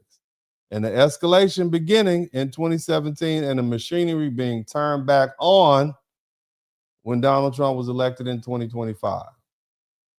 Okay, in the name of the policy, the president, the legal theory, the uniforms may change, but the pattern remains the same. America invites Latino workers and extracts labor, profits from their vulnerability, racializes the population, and removes people when their presence becomes politically inconvenient. Historically, a major Mexican-focused exclusion or removal campaign has appeared roughly once every generation. That's once every 20 to 25 years.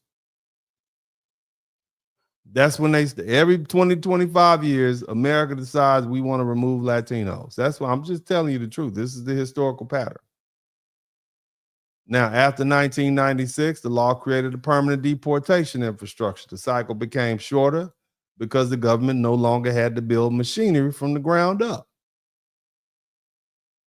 And the detention centers and the databases and the deportation office and the expedited removal authority and the buses and the aircrafts and the contracts and the court procedures and the enforcement networks and the surveillance systems were already in place.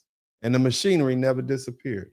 It merely went quiet until the politics changed and the rhetoric intensified and the raids began and the same population was blamed for the conditions the United States helped create. You see that little lady, what she said?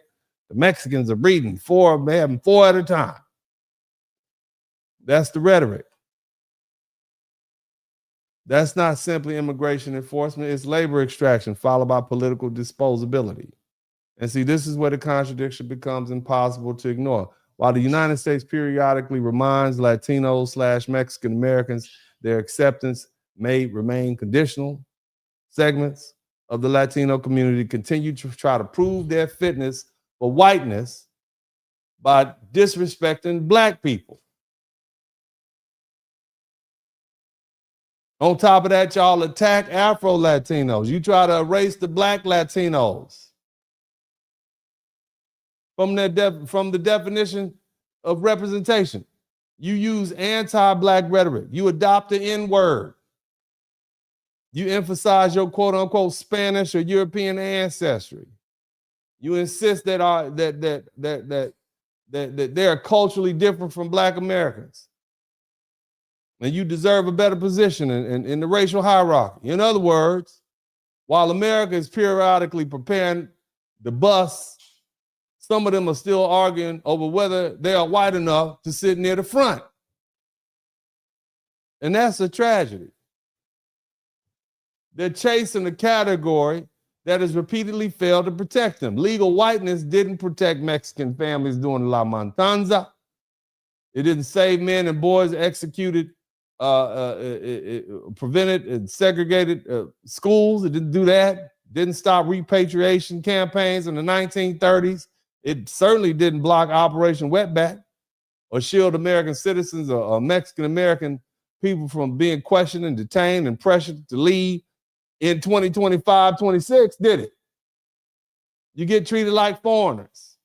And yet you still want to call Black people the N-word. Then you get mad when you get somebody say you can't be part of this streamer university thing because you're racist.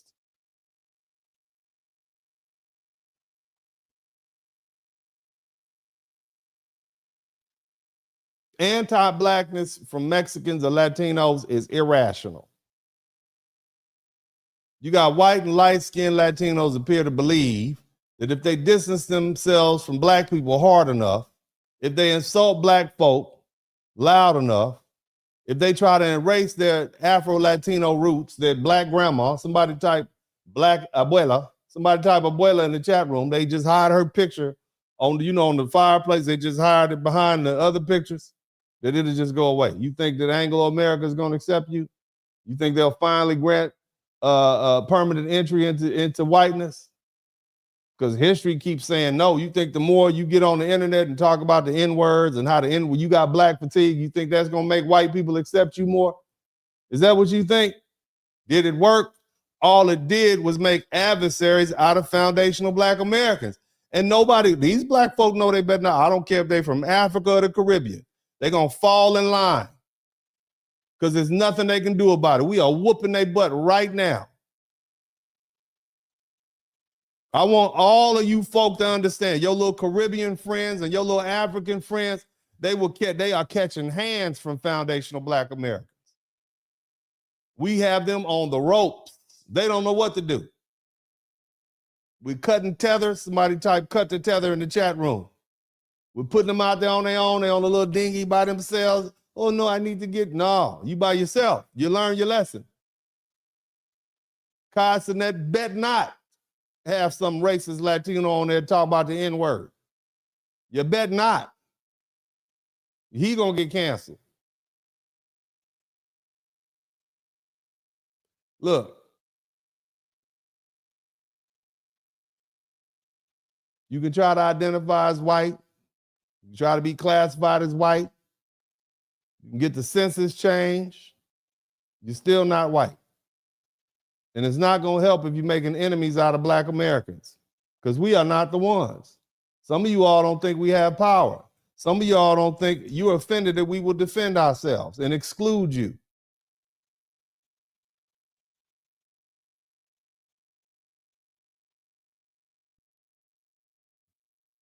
Your strategy is going to keep failing because you can't obtain permanent security by helping maintain somebody else's hierarchy. And that's not going to erase your vulnerability by pushing black people beneath you or trying to convert conditional acceptance into ownership by repeating the prejudices of people who created the system. Oh, black people on EBT. Did you hear that fool with the nose ring earlier? You repeating the same rhetoric. If we don't take it from white folk, what make you think we're going to take it from you Latinos? You white Latinos. And I'm not even talking about the black and brown. Like they dealing with the same level of racism. That's crazy.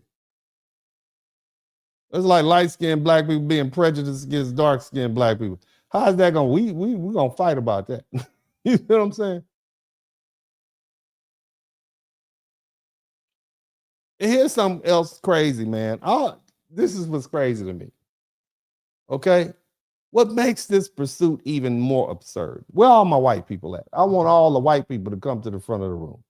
I want my real white. I want the dirty white boys with skateboards. I want y'all back. I want white boys that used to listen to death metal. Where are y'all at?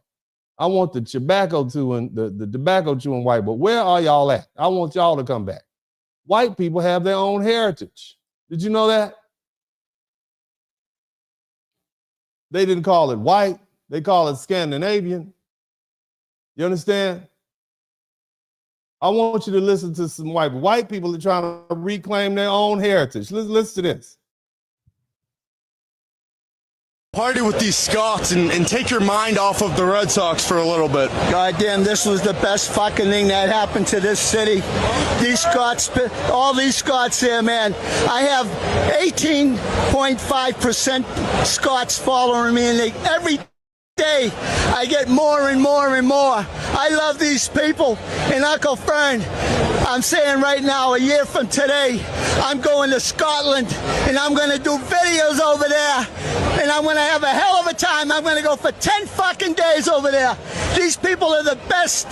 They're just like Bostonians, man. They know how to party. What a fucking party I'm seeing here at the Faneuil Hall here today. Fucking beautiful to see. The only issue I have is the city of Boston. They had to have more bartenders in their goddamn places. There's not enough bartenders here to support the people that are here. I'm trying to get into the bar to have a beer. My mouth is dry. I can't even have a beer. The World Cup. Thank you. Look at this. I had to go bear hunting after this. He's gonna go bear hunting for a bear. This is, look, you hear this white man? He is excited. He said, I'm 18% Scot and I'm going to Scotland. White people are claiming that they are claiming their heritage. You understand? They want their heritage back. They abandoned it when they came over here to be white, and now they want it back. Shifts over time. Like, my family wasn't white. My family was Italian. They were disparaged when they first came to America from Europe. And my grandfather used to tell me terrible stories of what happened to him when he was a boy living in America as an Italian. They treated them the same way terribly racist people were treating people from Guatemala that sneak in here. It's the same kind of thing. Yeah. And then after a while, they sort of integrated, and now I'm white. Yeah, now you're just a white person. Now I'm just a regular white. And you experience a loss. All the white people, you experience a loss when you gave up your rich Italian heritage or your Scots-Irish heritage to become white. You gave up something tremendous. Okay, you gave up something. Look how excited these white folks are about their white heritage. Listen to this. This is what you gave. Not white. I can't even say white. They're excited about their Irish heritage, their Italian heritage. They want their culture back. Okay, let's listen to this cat right here. Say that at least here in Boston, so far, man, since the World Cup's been active, this has been so much goddamn fun. This whole city's just got a different feel to it right now. It's like a joyous, unified, kind of like magical international vibe. And it's like, if there's one negative thing about the World Cup, it's a net positive outside of one thing, and that's like, when is this city ever going to be this fun again? When? Don't get me wrong, it was fun when the Celtics won it in 2024. Like, that was phenomenal. Don't get me wrong, that was pretty great. But the World Cup's just different. The people it brings are different. It's like, I don't know, I'm kind of seeing like how great shit could be if we had. I mean, what you're looking at right here is this is probably the first time some of these people have really just experienced, just Europeans coming over and they get a chance to be around their own people. You understand what I'm saying? And they are just super excited. I mean, just imagine, like, they're inundated with people with their heritage. So we're not white, we're Scottish. We're not white, we're Irish. We're not white, we're Swedish. We're not white, we're Norwegian. You see what I'm saying? And this is what we're dealing with. You see what I'm saying? This is cool stuff. Let's keep listening. Things like the World Cup more often that bring people into the city and give this whole area, the whole city of Boston, just a different life. It's like it gives it a different identity, a whole different feeling, man. I can't describe it. It's like it's unlike anything else. The World Cup is unlike anything else that you can experience from like a sport or like unification. It's better than the Olympics. It's better than everything. But it's like, when are we ever going to get this again? When is it going to be this fun again? This whole World Cup so far has definitely felt like one of those moments in time where it was like, at least here in Boston, I don't know about anywhere else. I ain't mad at him. I'm not mad at him. I'm not mad at him at all. You see what I'm saying? But again, around the country. But at least here in Boston, it's one of those like moments in time. It's almost like the good old, like that line from The Office that Ed Helms says, where it's like, I wish there was a way to know you were in the good old days while you're in them. And I think as we get older, we those nostalgic special moments in time. You can look at this dude. This dude has a star. He's a twinkle in his eye. He is happy. You see what I'm saying? So look, white people, go become Irish again. Go become Scots people again. Go, you don't have to be white. What is white? There's no thing as white culture. What is white culture? Beer on Sunday? That's not white. Go be Irish. Go be Polish. Go be Scottish. You'll be better for it. You had your own history, your own religion, your own song history. You had all of this of your own, and you gave all that up to come over here and be white, whatever that is. Okay? I understand why Black Americans call ourselves white, because we were amalgamated people. We were forced over here on slave ships. We don't know who we are. You can trace your heritage back. You understand what I'm saying? This is what I need you to understand. This is, and again, in the context of you got a bunch of Latinos who want to be white, and white people want to be who they were. For real. Listen, Until they became white. Listen to this fella.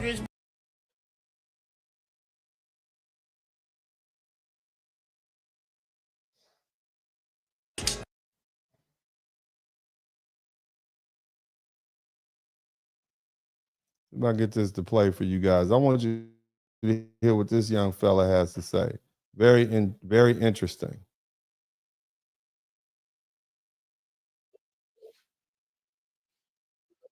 White.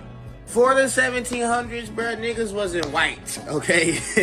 Niggas was Scots.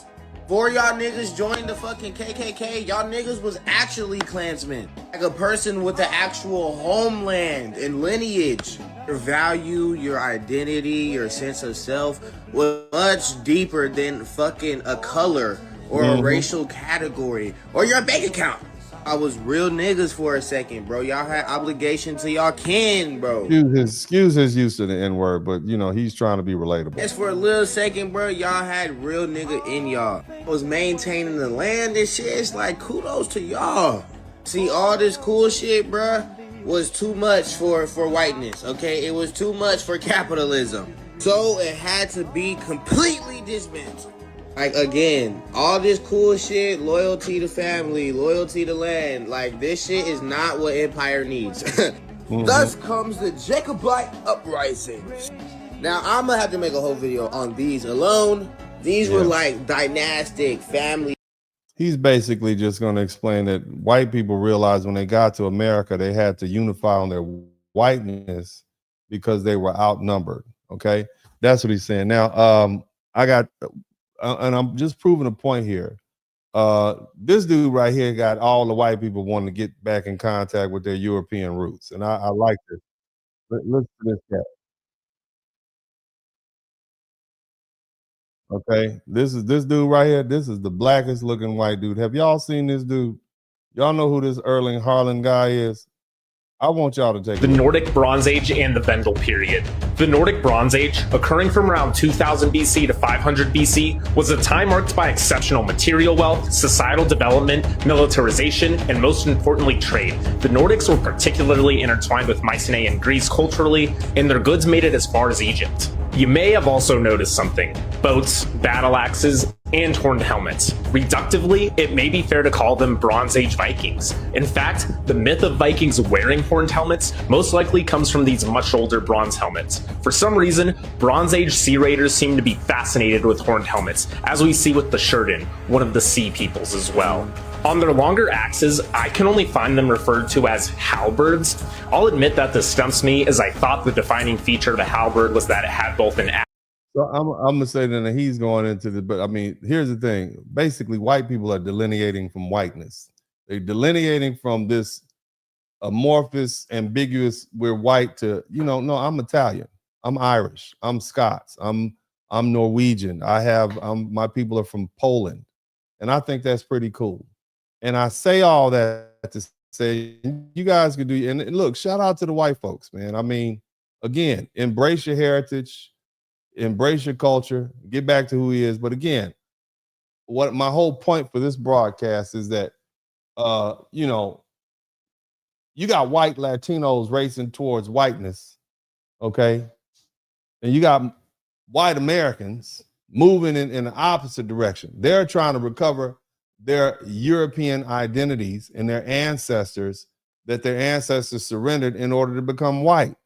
They're rediscovering that they were not originally one undifferentiated group of people. They were Norwegian, they were Swedish, they were Danish, they were German, They were Irish, they were Scots, they were Welsh, they were English, they were Polish, they were Italian, they were Greek, Serbian, Croatian, they were from the Czech Republic, they were French, they were Dutch, and many other distinct European peoples with their own language and religious traditions and cuisines and family systems and music and dances and literature and mythology and customs and ways of understanding the world. Whiteness flattened those differences into one political identity. These people are as diverse ethnically as anybody else, okay? Politically, they're identified as white, but it gave Europeans this collective power within the American racial system, but that price of admission was cultural amnesia or cultural annihilation or assimilation. People who arrived in America as Italians and Irish and Germans and Poles, Greeks, Scandinavians, they gradually became simply white. Their children lost languages, their grandchildren lost traditions, and their descendants forgot villages and songs and rituals and family histories and regional identities. They gained access to an American racial category that puts them in a higher social caste, but they lost contact with the cultures that made their ancestors actual people. You understand? And that's why we now see a growing interest in genealogy, ancestral DNA, European national teams, old family recipes, Celtic festivals, Italian cultural societies, Polish heritage organizations, Nordic mythology, German traditions, and travel to their ancestral homelands. Many Europeans descended Americans are beginning to realize that this white thing is not an ethnicity or nationality or a language, homeland or religion or culture. Norway, Sweden, Ireland, Italy, Poland, Greece, Scotland, Germany, those are places with cultures. White does not have culture. Whiteness is a political classification created to organize power inside of an American racial caste system. And my question to y'all, was it worth it? You understand? Here, let me hit you in the crawl. Even the religious history proves the point.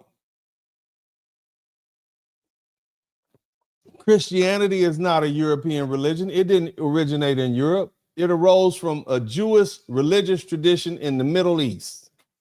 And then it later spread into Africa and then went to Europe. Before Christianity, Europeans followed different religious systems. They were the Norse people. They worshiped Odin, Thor, Freya, and other gods, the Aesir gods. The Greeks worshiped Zeus, Athena, Apollo, and Hera. The Romans worshiped Jupiter, Juno, Mars, Saturn. The Celtics and the Germanic peoples, they maintain their own rituals and sacred sites and story and deities. These were distinct people, not one big white race with some unified culture. Whiteness brought them together politically, primarily by placing them collectively above Black people and brown people and red people and Asian people. But that unity often required them to surrender the ethnic differences that made them culturally rich. Was it worth it? Was it worth it? All the white people in the audience that are looking, was it worth it? And see, that cultural loss explains why Black American culture has been co-opted so aggressively by white people, or white Americans, I should say. Foundational Black Americans were denied the ability to preserve intact African national identities because slavery separated our ancestors from languages, regions, names, kinship systems, and established religion. We had our own religious system too, African spirituality. So guess what we did? We created a people here. We created music here, religious traditions, cuisine, language, humor, fashion, dance, political movements, educational institutions, churches, fraternities, sororities, social customs, and entire ways of interpreting American life. We didn't simply inherit culture. We built one under pressure. And that's why Black American culture is American culture. And that's why it remains so attractive. It's alive, it's recognizable, it's emotionally expressive, it's rooted in struggle, and it's filled with rhythm and humor and language and style and memory, pain, resistance, and triumph. It is uniquely American. People who abandon much of their own ancestral identity, i.e. white Americans, often look toward Black Americans for cultural energy. That's why the hip hop, the rock and roll, what we eat. Y'all not eating what they eat in Ireland. And so you're left to imitate our speech. When you want to be cool, you talk like a Black dude. You wear our fashion, you copy our dances and consume our music and adopt our attitude and profit from our inventions. And sometimes you resent the people who created them. And so my advice to European descendant America is very simple. Recover your own heritage. It's rich. It's thousands of years old.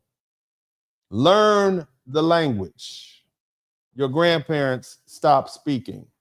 Study the village your family came from and learn the music, food, literature, folk traditions, religious history of your actual people. Become Irish again. Become Polish again. Become Italian again. Become Swedish and German or whatever your ancestors were before America reduced them to a color. You'll be culturally richer for it. But again, that brings me back to these white Latinos, because while European descendant Americans are beginning to question the value of whiteness, you got white Latinos who are running behind them trying to pick it up. You trying to pick up their trash. Somebody type trash man in the chat room.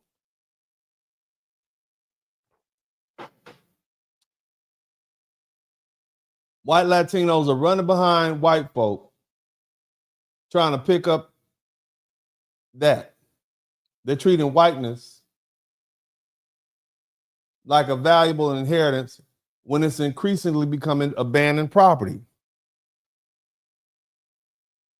They're picking up leftover trash. They're picking up leftover trash that has failed. They're not inheriting a living culture.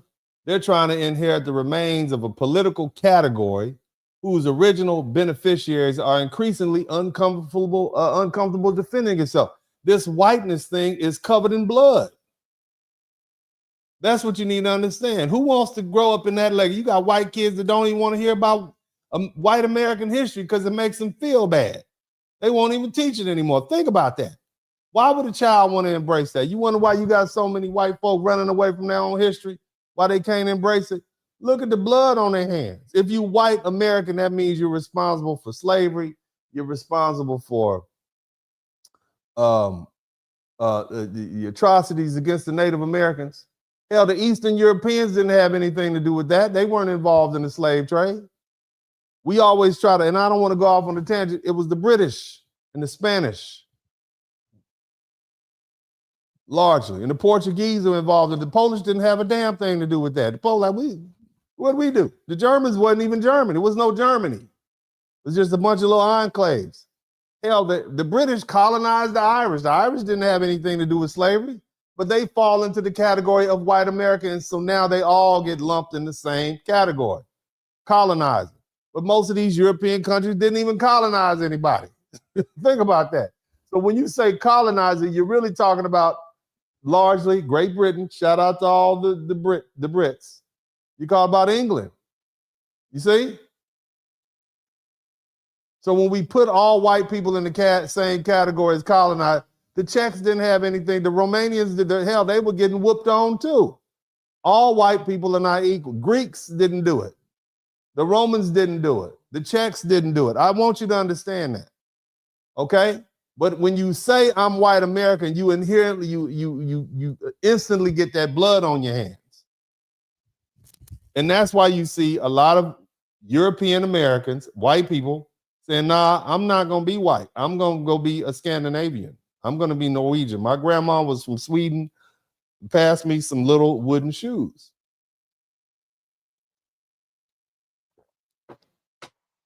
Now, if European descendant Americans are retreating from that generic whiteness and they're rediscovering their heritage, be it Irish, Italian, German, Polish, Scottish, Scandinavian, and whatever other ethnic identities.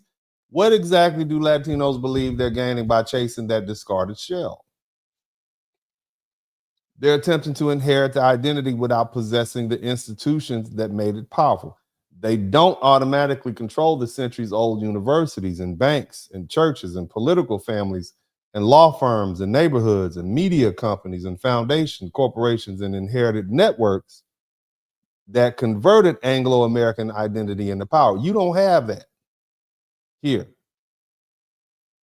Checking white on a government form does not make you the fourth generation owner of a law firm or the fifth generation owner of a bank system. It doesn't transfer ownership of this Anglo-American establishment to you. A racial classification is not an inheritance. A census box is not political power. A lighter complexion is not institutional ownership, and anti-blackness is not going to give you a deed to the United States of America.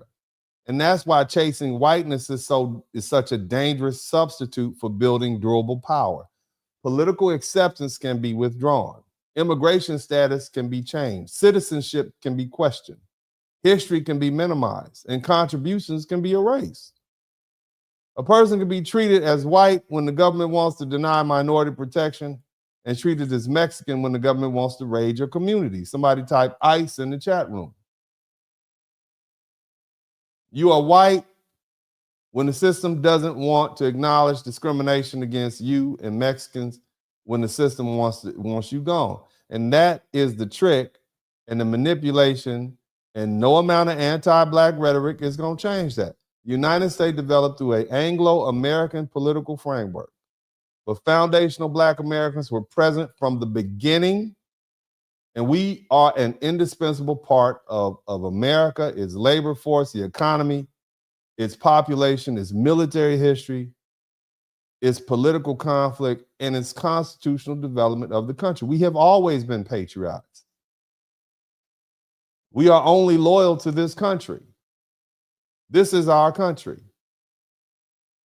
We were here before the Constitution. The 14th Amendment, we were here before that. We were here before many of the immigrant groups who are now negotiating their place in this nation. We were here before you. We were Americans before America was willing to recognize us as citizens.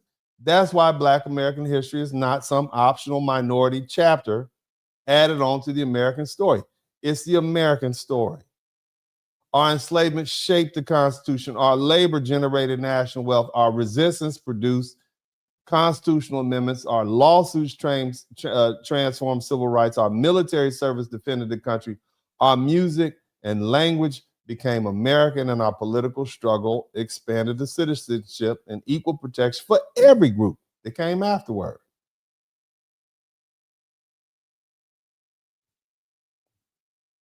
Look, and I ain't gonna hold y'all. When you got these newly empowered groups, they imagine they can gain permanent American acceptance by disrespecting Black Americans. They misunderstand the country that they're trying to join. They're not attacking a recently arrived population standing outside the American story. They're attacking one of the peoples, one of the historic peoples, one of the heritage Americans, the foundational Black heritage Americans. You're attacking one of the peoples who built the story, man. And that's why that strategy is doomed. America periodically reminds Latinos and Asians and everybody else that their acceptance is conditional. And a lot of you all respond by attacking Black people. You got Black fatigue when ICE start cracking down on you more. Notice that? Notice how those things rose at the same time? So America cracks down on you and you try to come for Black people. In an effort to prove that you deserve whiteness, you see? And at the same time, you got many European descended people who are trying to imitate or abandon that generic whiteness because there's too much blood in the ledger. They want to rediscover their cultural ancestral roots that they lost or gave up.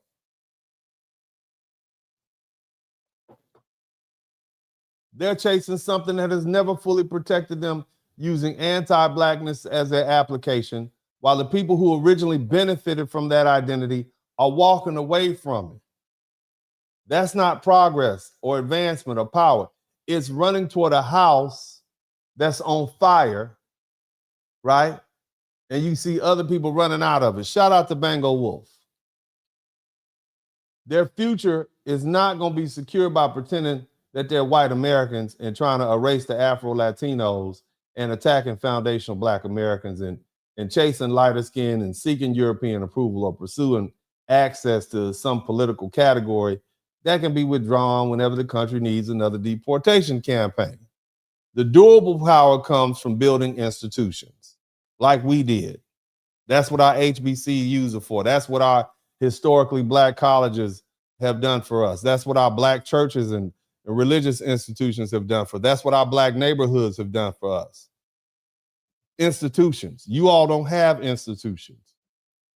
Black people have institutions. White people have institutions. You all don't. The Asians don't have institutions. The Hindus don't have. They try to build a temple up in Frisco, Texas. We changed the law to get the Hindu temple taken down. You see what they're doing to them?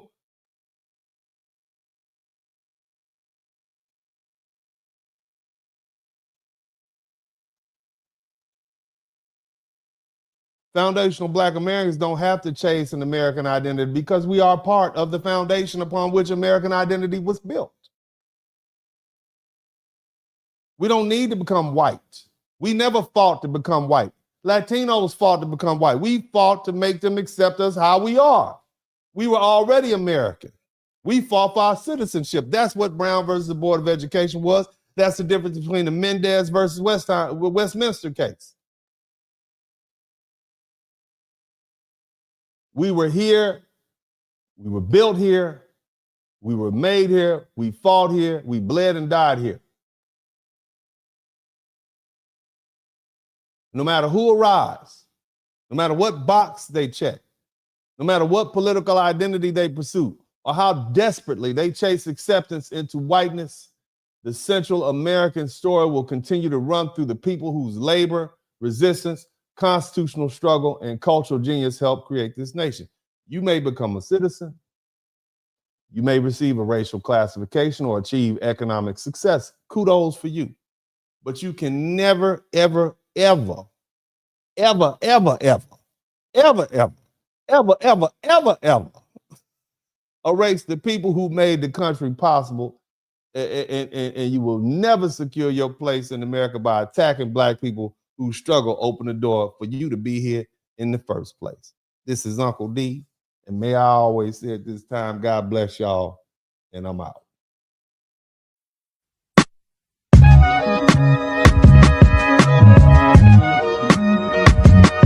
Dennis Spurling Podcast. Hit the like button, subscribe.